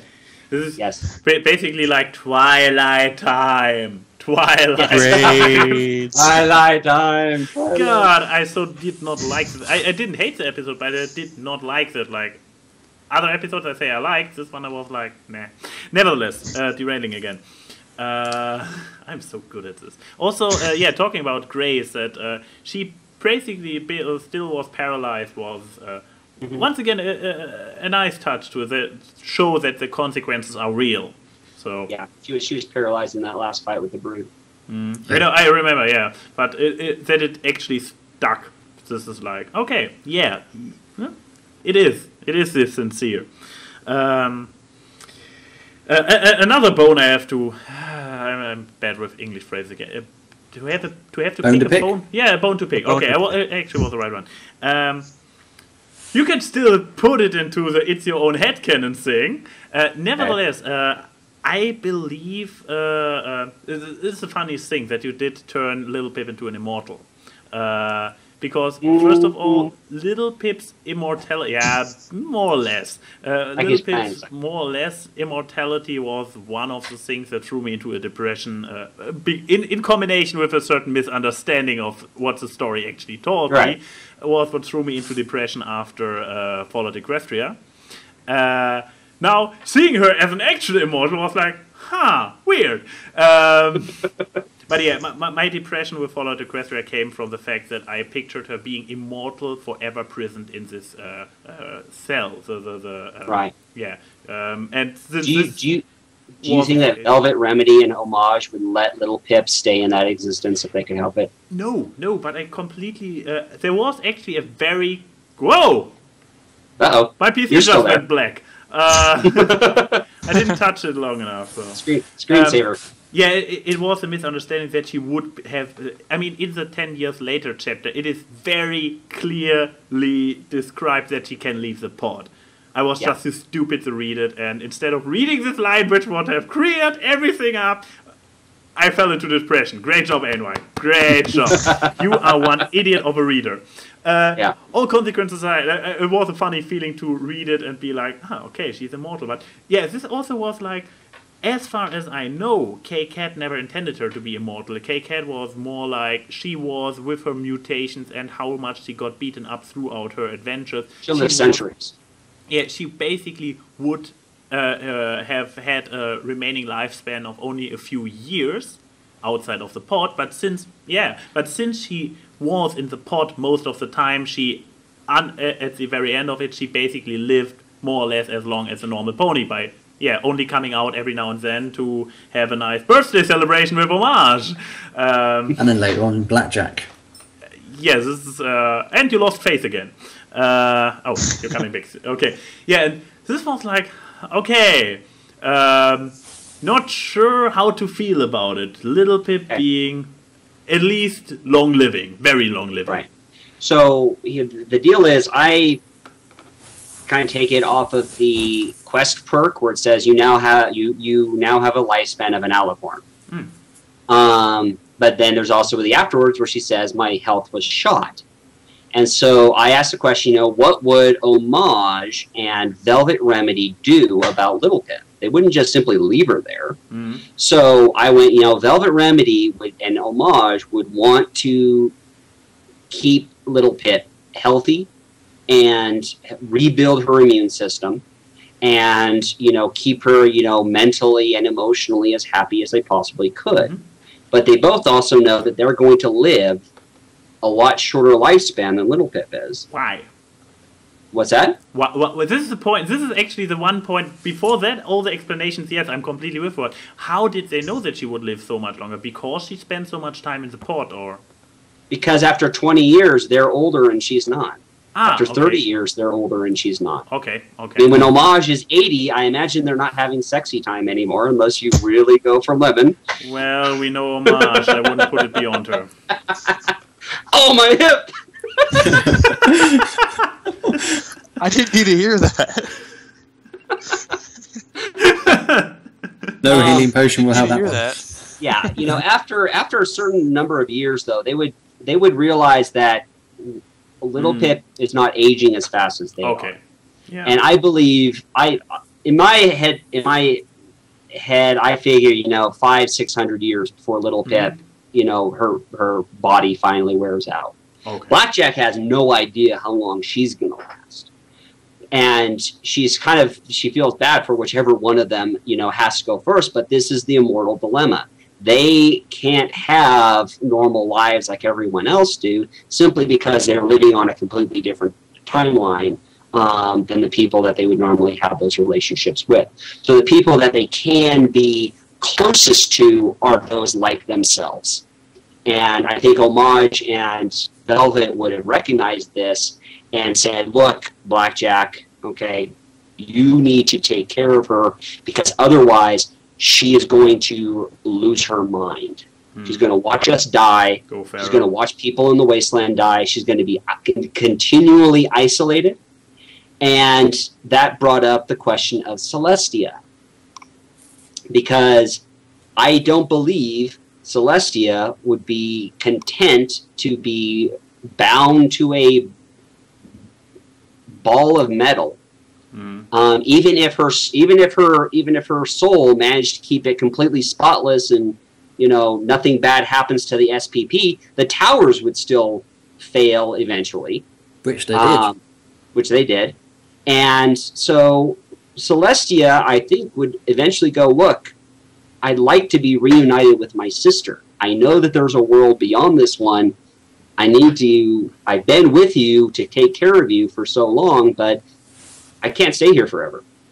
And so that's where Blackjack, becomes even more important as someone for her to interact with to keep that sanity. Because otherwise, without Little Pip, Blackjack would become increasingly more jaded and more like the Legate. So that's why. Sorry, you finish. That's why at the very end she's like, and when Little Pip goes, I get to see if the Legate was right. Because the Legate was so consumed by so many millennia of just loss and loss and loss. Life was nothing to him. He's like, I want to kill everything just to have an ending. Then again, I guess Blackjack has, unlike the Legate, has the option to end herself. Yes. She's not running on a Phoenix Talisman or something else. So yes. If she wanted, she would never reach the point of the Legate, thankfully. The Legate also could have killed himself. He was just so consumed by his own ego and superiority and just Yeah, but the problem is the legate would have had to do an actual complete suicide with a lot of. He had to put a lot of effort into it, like ripping it out and destroying it systematically. But he lived a very risky life. So if I imagine that before you go this far, you will just lose your. You become more life risking. And as soon as Blackjack does this, she will still get out very often, thanks to her talent. Yeah. But at the very end, she would sooner or later die during the risking everything phase and never reach the I hate everything phase. Right. Also, Ty, we blow the final bomb on you just like... Blackjack is back in the epilogue. Yes, you remember that blank of hers. Which brings me to another question. Who put the blank in a bed in stable 99? What should they do with her? Yeah, but just put her in the bed. Was the alarm clock even ringing? The alarm clock. I don't know if the alarm clock was actually ringing or not. Yeah, I don't know if it was in her head or if maybe someone was just playing a joke or something. Yeah, but who?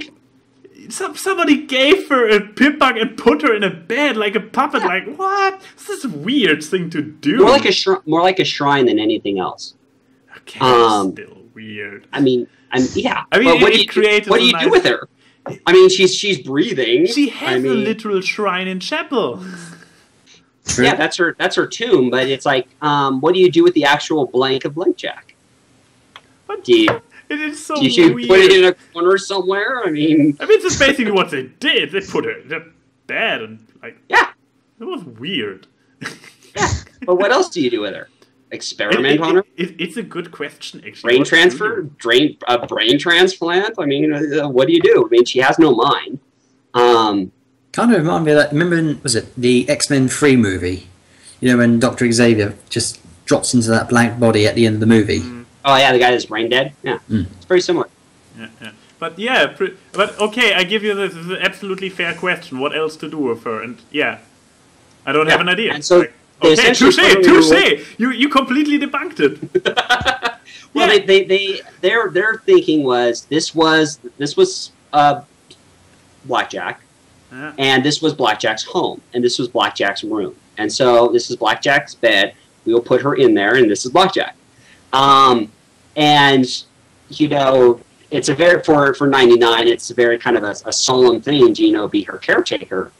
And they would basically just treat her like they would a vegetative patient that's in a vegetative state, and that's it.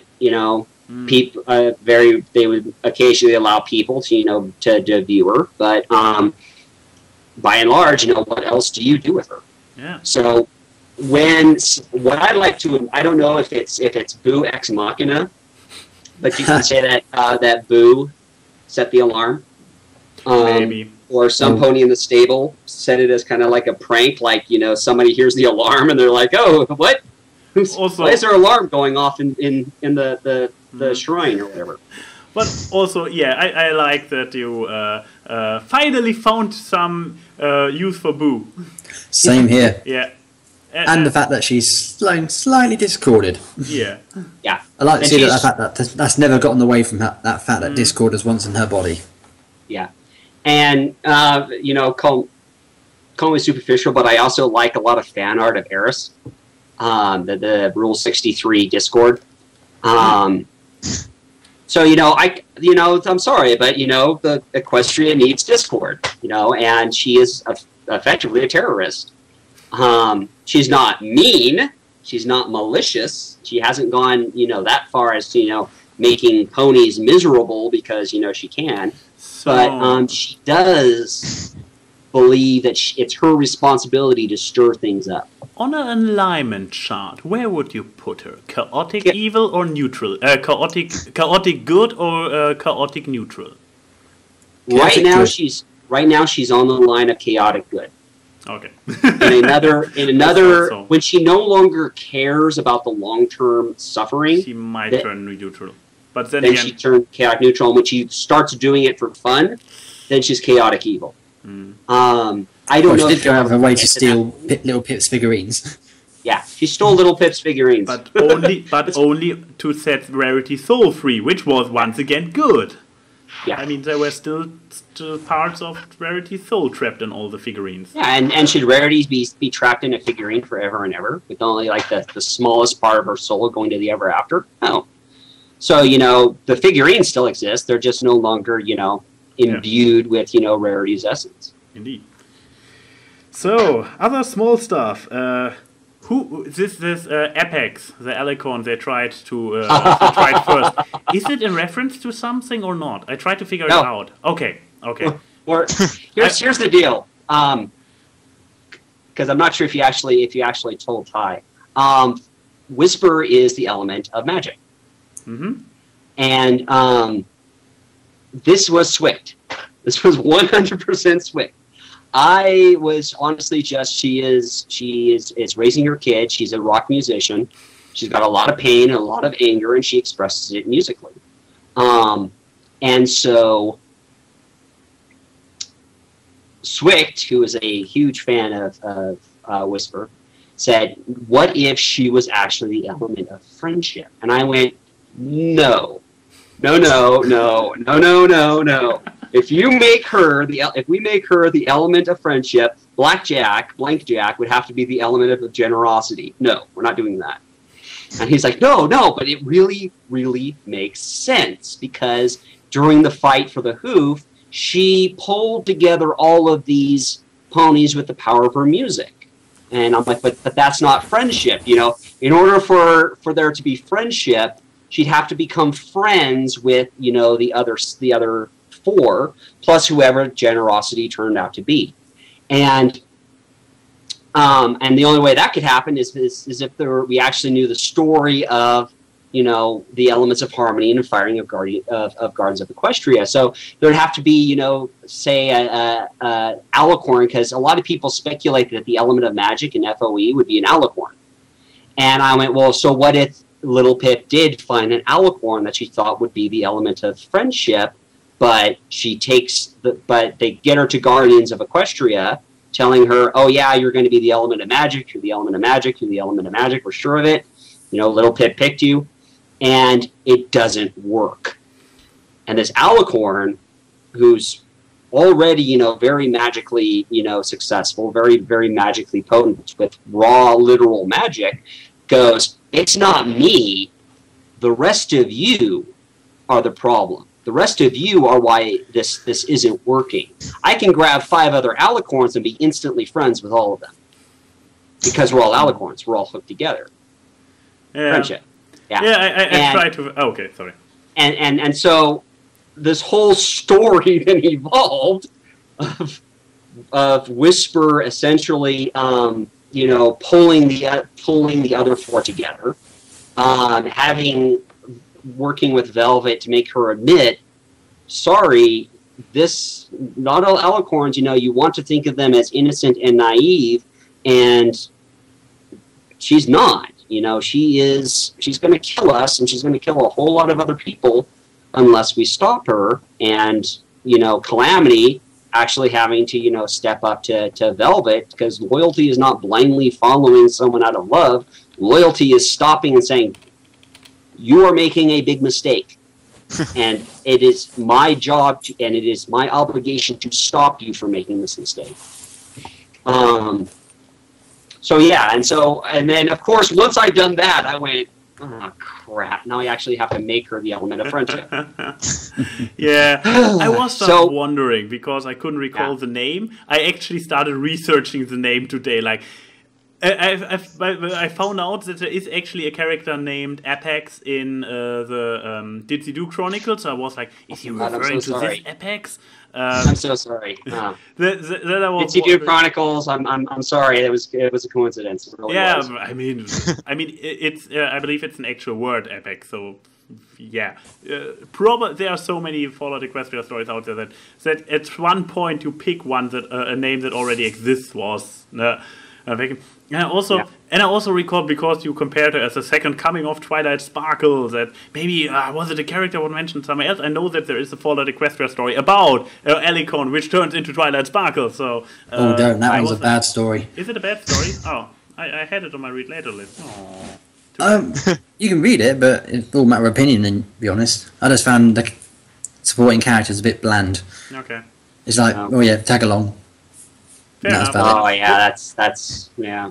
Then again, I didn't really intend to read it, but to listen to it, since I found a read of it. Maybe I'll still listen to it while doing something interesting. Yeah. Yeah. And because I want a Earth Pony to be, I never actually mentioned who Generosity was. Exactly. This was actually I tried to recall today. Like here's a list of all the who got which element. Yeah, I have a terrible handwriting. My parents are doctors. I hope this explains everything. Yeah, I was like, who was Generosity? Was Generosity ever named in the original story? Like who was what? Charity and Magic were never established. I know a lot of people want Life Bloom, which is perfectly fine. I mean, if you want to write a fic, disregard the epilogue if you want to. But the deal is, Charity was supposed to be Generosity. Oh, okay. Yeah, I do remember that one. There's a problem. Charity is a unicorn. I forgot this fact. Yes, I forgot that Charity was a unicorn. I thought she was an Earth Pony. So I've been writing for 2 years, and I forgot that, she had a horn. And so if I had actually gone with that, what it would mean is all Pegasi or unicorns or alicorns and no Earth Ponies. And so in my head canon, Generosity is an Earth Pony prostitute. And I think that's probably the most I should say about that. Fair enough. But yeah, and because I'm sorry, Earth Ponies do not get a lot of love in FoE. I mean, they really don't. We know. Steel Hooves was the only one of her friends that died.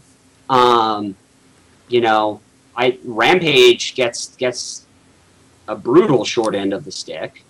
I have a couple Earth Pony secondary characters. I don't know about got it pretty nasty as well. P21. He at least had a little bit of happiness before he went. So, with the Highlanders, Big Mama, Bluebell, I tried to have some strong Earth Pony characters. Earth Ponies got the short end of the stick since Lauren Faust. I mean, unicorns, pretty obvious why they rock. Pegasi, walk on clouds by default, masters of the weather. And what was the great thing? Even Lauren Faust got the Earth Ponies. Oh, they have a connection to nature and they can make stuff grow quicker. Great, let's see. Wow! What do you think? And how does that benefit Pinkie Pie, who doesn't grow anything? True. This reminds me of this one video I want to make since for half a year now, 1.5 years now. About Earth Ponies? Yeah. About the main six, since they never were equal anyways. Yeah. We Earth Ponies get the short end of the stick. And Tyandaga, you're in the same boat as us. I know. I like to believe, though, Earth Ponies have longevity, that they also are physically resilient, and that they're also much physically stronger than the other ponies. So it's like Pinkie Pie. You have to think about it. If you've ever gone on an all-night bender, you're destroyed the next day. Pinkie Pie always bounces back. She has that endurance. She has that energy. Big Mac, goes without saying. He's ridiculously strong. Maud, incredibly strong. Applejack, incredibly strong. I mean, she could kick a tree with enough force to knock apples loose. Well, considering the Cutie Mark laboratories, she actually is not capable because the tree would break before she could get the apples down. I just want to. You don't need a physics degree for that. I actually was writing a fic where they all change pony types, and Applejack turns into a Pegasus, and she tries to do the exact same Applebuck, and she can't do it, so she starts flying into the tree. And she hits it with so much force that she actually starts breaking the trees. She's like, "Uh-oh, I need to get my Earth Pony body back." Oh well. So yeah, I mean, Earth ponies.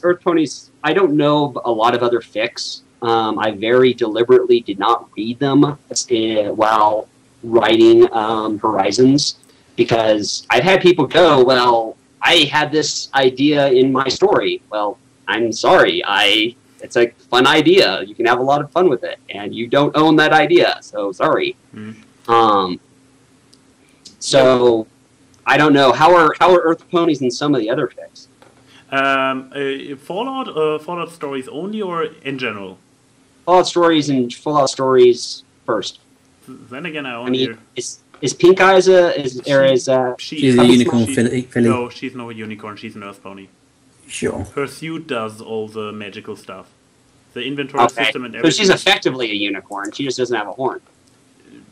Yeah, basically, the suit does the levitation and everything for her. But in the end, she's always with her rock, smashing things manually. So. Oh yeah, she's a pony. We know Hired Gun is an Earth pony. Indeed. What about in Murky? I don't know. And then, Brimstone Blitz, isn't he an Earth pony? Brimstone. I've seen art of him. Haven't read a lot more Fallout Equestria. I actually only have read original one, Pink Eyes, and now Horizon. Don't know. I'll have to take a look. I plan on reading Murky #7. I mean, I've heard complaints about it. I've heard praise about it. I want to see for myself. Well, you may guess why I haven't picked it up yet. It's not finished. Indeed. But I actually talk to Fuzzy every now and then on Steam, and he's determined to get it done. I don't think he's going to give up before it's finished. So that's good. When I pick it up while it's not finished, and he at some point stops, I will haunt you. That's true. That's responsible if you like, sir. But yeah, I don't know. I mean, I know Hired Gun, she's a protagonist, and she's an Earth pony. So, what about the fandom in general? I mean, Earth ponies, do they get a lot of love? Or? Often enough, it goes with the stamina angle. And one fiction I want to point out, which actually cuts them a little bit of slack, is Upheaval. By the way, Ty, did you start reading it? How are we going to do a review if you don't read it? I read fast. I'll catch up. Yeah, nevertheless, in Upheaval, they basically get to it gets revealed rather later on, but it doesn't matter because it comes out of nowhere and just sticks around from there. It gets revealed that some Earth ponies have an intuitive way of tap into a certain kind of magic. So it's not like unicorns who can channel it directly. It is more related to actually making plants grow, but it's in a more practical way that you can actually do something with it. So yeah, and this is also the thing. I basically it's my I always like stories when they go in the same direction as my headcanon. That basically in magic is all omnipresent in Equestria. It's in everything, in every being. It's like midi-chlorians. No, it's just like a different form of energy. You have heat, you have electricity, you have movement, and you have magic. It simply doesn't exist in our realm, but in Equestria. And so that basically every single being in Equestria has a potential to tap into it, and only unicorns are the only one who do the very brute channeling.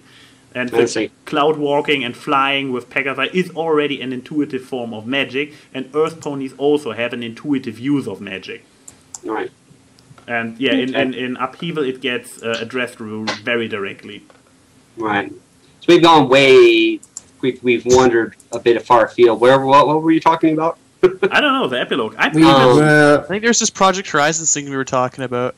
It's Project Horizons. It just wanders off on weird tangents. And now we know how it got so long. Yes. Well, should we get to the last section? Tino, do you like bananas? I'm sorry? Do you like bananas? As a fruit, yes. To the moon! To the moon! What's going on? Oh, Somber can relate. He didn't get the joke earlier as well. I need to step away for just a second. Okay. Okay. I only have one very tiny anticlimactic point on my list. It's going to turn into like an hour of discussion, though. You know it. But yes, after that one, I am actually spent. I have everything from my notes done out there. Basically, maybe while Somber is gone, a little bit of a final statement about the story. In general, like in 100 words or less, since Vector just lost us. Ty, I'm afraid you have to go first. Like, okay. In 100 words or less. Everyone's dropping out on us, clearly. I asked them to give us a little bit of quality time. No. Here, tell you what. I'll give you my thoughts instead. Okay, fair enough. So, the story, like as a whole, Project Horizons has been one heck of an awesome adventure. It's been like a roller coaster, and yeah, there's been ups and downs, but all in all, I enjoyed reading every moment of it, and I never felt bored reading it. It was always exciting. There was always something new for the characters to tackle, and that was awesome. It was just a great story, and I'm kind of sad that it's over now. Despite how long it is, I'm still sad that it's kind of over, but had to end eventually, I guess. Yeah. It has been a long journey. Indeed. So your final thoughts about it, Vector? For me, Project Horizons has been one of the really good stories I have been reading since I've started in this fandom. And I have enjoyed seeing Blackjack in her adventures and meeting the people she did. And I still think I've got a hell of a lot more to Vector for it. Yeah.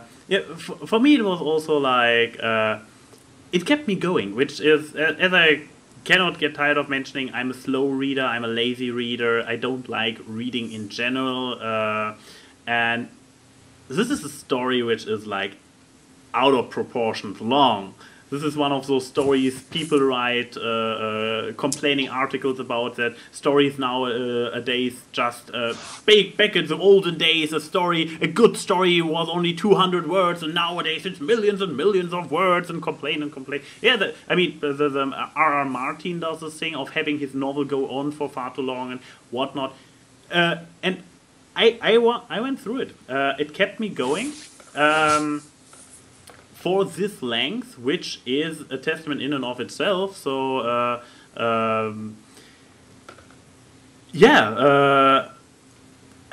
I wouldn't say the favorite story. I actually it got beaten by a more compact story, so sorry about that. But nevertheless, perfectly understandable. Yeah, a compact story with only 40k words. Has an easy game to enchant you for this short period of time. It just needs to throw a little bit of awesome shit at you, and you're like, greatest thing in the world! Do the time loop again! Now you guys can guess which is my favorite story. I'm trying to think of how to even write a story that's 40k. Every 400k, sure, but no, 40k. It seems really short. Now I forgot that. Hard Reset, the first part of the Time Loop trilogy, Hard Reset, is only about 40k words, which is one chapter of Project Horizon. I realize this every now and then, that this entire story is as long as just one chapter. But yeah, despite its magnitude, and the fact that I'm usually not the kind of guy who goes for this kind of stuff, it kept me going, so yeah. Thank you. This is all I can say about it. Every author loves to hear that, their story entertained and engaged. And if you're very lucky, inspired. And I had far shorter stories I dropped out of. I have a little bit of a completionist thing going, so often enough when I pick something up, I feel the need to complete it. But because there are so many fictions, I actually started to let stuff go, to not continue them, and far shorter stuff. So yeah, it is still like it is an easy read. It is not in a bad way. I mean, we talked about having sometimes issues following what you meant, but it's from the language, it is easy enough. You can, even for Eigner like me, you can just read it. It keeps interesting enough to keep you going. The characters are engaging. Yeah. And it's actually it's being translated into Russian, and someone else is translating it into Mandarin and Cantonese. Wow. So, that's when can we expect the books in it? And I told him, okay, dude, you're looking at writing the equivalent of 3.2 million words, because they're apparently very different languages. Are you absolutely sure you want to do this? His answer was, yes, absolutely. Just please tell me it's okay. I'm like, sure. Well, that's awesome. If he keeps wanting to do it after 30 chapters, and it's like, it's a freaking story. I'm done trying to translate it. I have my very last, very anticlimactic issue here, so thankfully I just came up with a bigger bang to end this podcast. So first, the stupid thing I just wanted to point out that, Dr. Morningstar turned mad. Yeah, she went nuts. Too much flux exposure. Yeah. Part of that was I started to think of the implications of them actually having access to Project Chimera technology, and it went a little bit nuts.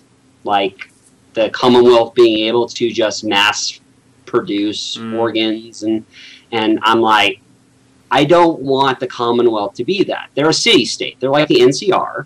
They're still in the wasteland, even if they have their own thing going. I don't want them becoming super technology. So you needed to get rid of Chimera. Get rid of Chimera completely. And you sacrificed Morningstar. She was such a lovable comic relief. I mean, she barely ever contributed anything, but she was just this quirky, adorable comic relief weirdo. Believe it or not, she was actually intended to be a lot more ominous. In fact, the original plan had her as the one that created the Raider Plague. Okay, in this case, I wouldn't have missed her. So yeah, and I couldn't find a way of... Yeah, I couldn't find a way of making it actually work in the story, but that's what I planned. Glory's own teacher was responsible for, making the Raider Plague as infectious as it was. So that was something that never went through. So, yeah, she was a quirky character, but, her original plan was she was going to be a monster. So you reversed it back to it. Okay, so my one big bang final highlight of this podcast, which will probably be good. Yeah, which will probably keep us going for one more half an hour or something. A few chapters ago, you mentioned to me, Somber, that you actually were still struggling between, at that point, only 3 different endings, which used to be about 5 or so. Now that it is finished, what were the different endings that were challenging the one we actually got? Okay, so the first one was Blackjack dies completely. She's gone. Blackjack doesn't work. And, what would that have done to the wasteland? And honestly, I lean towards that. Basically cut out the epilogue and you have it. Yeah, cut out the epilogue and that's essentially the story. She dies, that's it. And, the only real implication that I didn't like about that was nobody goes and gets Rampage. Rampage would have been left on the moon. And you would not have found out what her fate actually was. So that's probably the only reason why I went with that. Now Ty doesn't need to read the epilogue at all anymore. Rampage was the one last thing I had in mind, like, okay, at least one surprise is left for Ty. But now there's none. That's okay, now there's nothing. I feel like I read it. Okay, sorry, you were going. So yeah, I did not want Rampage abandoned forever on the moon, which is what would have happened if Blackjack had died completely. Because there really wasn't anyone that had that connection with Rampage. Psalm did not go to the moon. Psalm did not know really what happened with Rampage, so she couldn't have gone after her. About the only one who might have been able to pull it off might have been Scotch Tape. But Scotch Tape doesn't have that relationship with Little Pip. I have difficulty seeing her being able to, get the rocket going and go back, retrieve, Rampage on her own. Would have stand in conflict with your technical decline. If she if there were the resources to build another rocket. Yeah, and if she can just go, and if Scotch Tape can go to the moon, why doesn't everyone go to the moon? At that point, it becomes like, why isn't there just regular lunar travel to the moon? The other alternative was Security Survives, where essentially either she teleported or she teleported, or maybe Whisper was going to fly down and snatch her out of there before the water finally, swallowed her up whole. That's largely the reason why at the very end you have Luna's soul and Blackjack's in the soul is in the blank. Because you have this cybernetic Uber alicorn. Why doesn't she just take over the world? At that point, with that much power where she's able to, overcome the Eater, what's to stop her from just walking over and taking over the NCR or some other, ridiculousness like that? Her bumbling sidekick who says "Narf" all the time. Yeah. So the Security Surviving was just kind of just didn't work on multiple levels. And so I finally went with Blankjack, which kind of was a sneaky, weaselly way of trying to get the best of both worlds. Blackjack dies, but she doesn't actually die. So, Ty, Vector, any questions about Horizons in general? Over anything that's happened? So where's the next chapter? Is that... It's the epilogue. You haven't read it, dude. So when can we expect the books to come out? I have been contacted by the people that did the printing for the original. Ooh. And they do want to do a printing. I suggested that they would probably want to break it up into the five arcs, because apparently that's a lot easier. And honestly, Project Horizons in one printing would probably be a lethal weapon.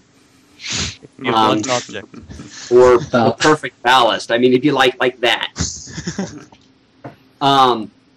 Either that or the print would be so small you need a magnifying glass just to read it. I'm going to start uploading the story to FimFiction, and when it is uploaded, it is set in stone. There won't be any further spell checks, won't be any further tweaks or revisions. That's it. And so they're going to start looking at printing that as it gets uploaded. There's some issues with uploading it to FimFic because FimFic doesn't always format right, so you have to go through the chapter, and when you look at each chapter being 40 pages long, it can be an issue. But I do plan on getting every chapter onto FimFiction. And then we'll see where I go from there. But yeah, there will be a printing of it. There we go. Sweet. Yeah. Any other questions? Burning little trivia that's just... Have there been bigger revisions you did in past chapters?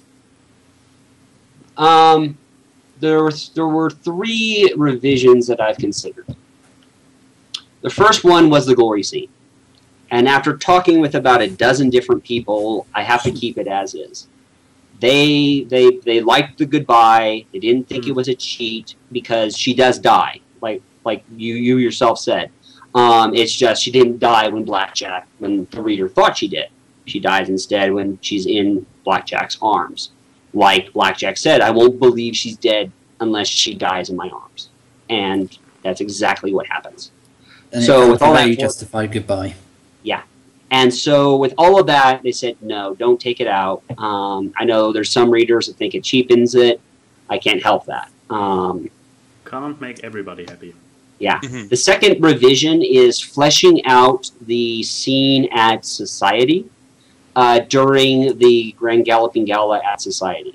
It kind of rushed through the actual blackjack dancing at the dance. I actually had a song that I wanted to put in there.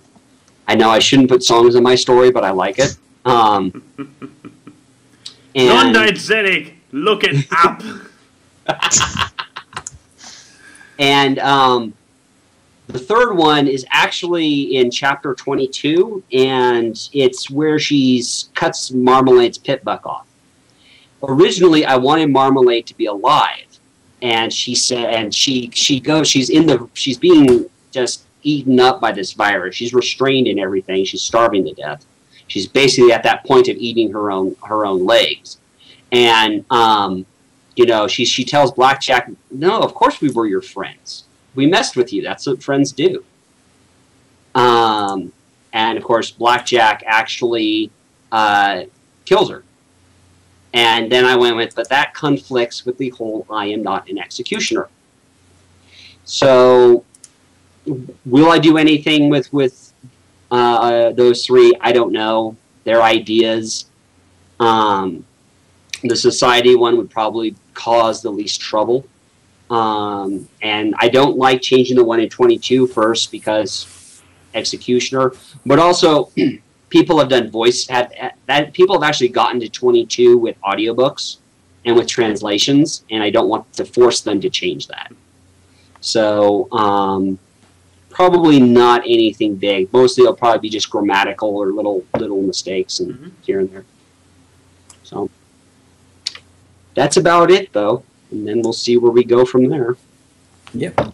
I would say great last word. Thank you for being here. It was, I don't even know how long it was, a very long podcast. Very long. I think it was worthy the final end of Project Horizon. So, I am curious, though. Oh, before you get through that. A question from him now. Okay, go. Yes. Please. You've read Horizons. I have a lot of people telling me I should not write another Fallout Equestria story. To let other writers explore the universe. I've done my story. I finished my story. Let other people move on. And I can see the point in that. I have other MLP ideas that are non-Fallout. I could easily write one of them. And I've also been told I need to write original stuff. If I want to seriously live as a writer, it has to be original stuff. So what do you guys think I should really pour my attention to? Should I do another FoE fic like with Scotch Tape and Magina? Should I do ML? Should I continue my work on Broken Accords and those fics, or should I focus myself on something original and do like a episodically published original novel? Mm-hmm. It's a tough question. I know. That's my message, guys. Because the Scotch Tape story arc does sound quite interesting. Because I haven't read any of the real fan fictions. I have looked into the zebra side of it all. Yeah. But then again, because when I kind of was thinking when Blackjack's in space and she sees the zebra lands and the mega spells are still going off. It's like we don't have Bellfire bombs going off constantly in the wasteland, but they are in the zebra lands. It's like you think the wasteland is bad. Wait till you see what a sentient I want it, I need it spell will do. ooh. I've just made you buy it. likey. It's like forget that, write that. I want to read that. Yeah, 3 questions, 3 replies. First of all, let's debunk the entire "you shouldn't write another Fallout Equestria" story. Many of the stories already clash. They are not canon. They do not go along. Just take, for example, I haven't read it, but I know there is this one about where you see Discord glooming over a city on the cover. Right. It doesn't work with Fallout with Project Horizon, and bam. It is not. There is a reason why KCAT basically said, well, only my story is canon plus a certain chapter, and Everything else, take the universe, do with it what you want. You are free to do your own thing. And this is basically what everybody does. Everybody does their own thing. Everybody works for themselves. Nobody is humanly possible to keep up with all Fallout Equestria stories that exist.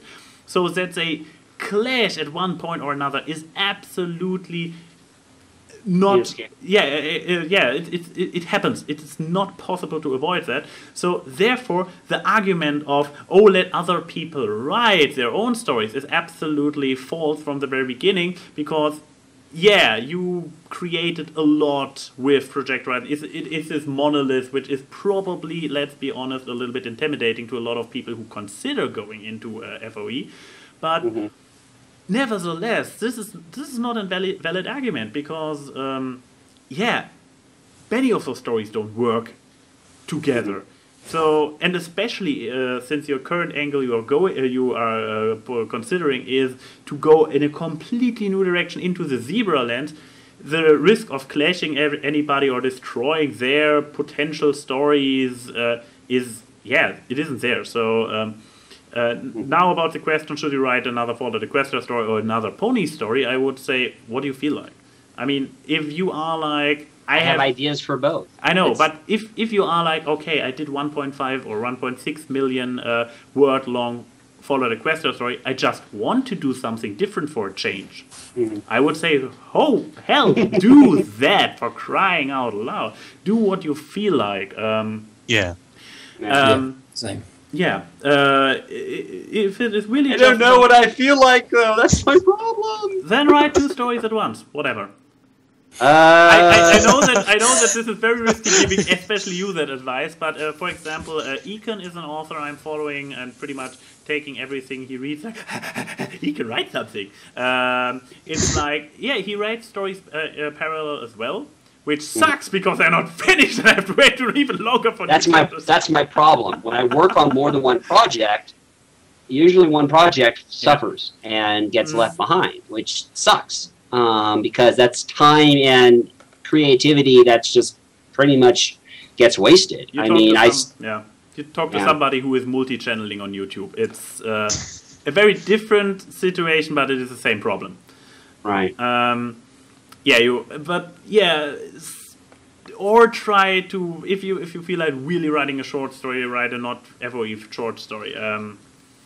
Really short stories. I know. That's sure. That's like 100,000 words, right?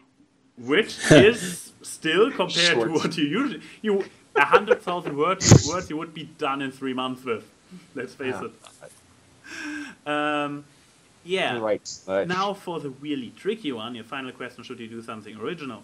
If you wanna do this for a living, it is unavoidable.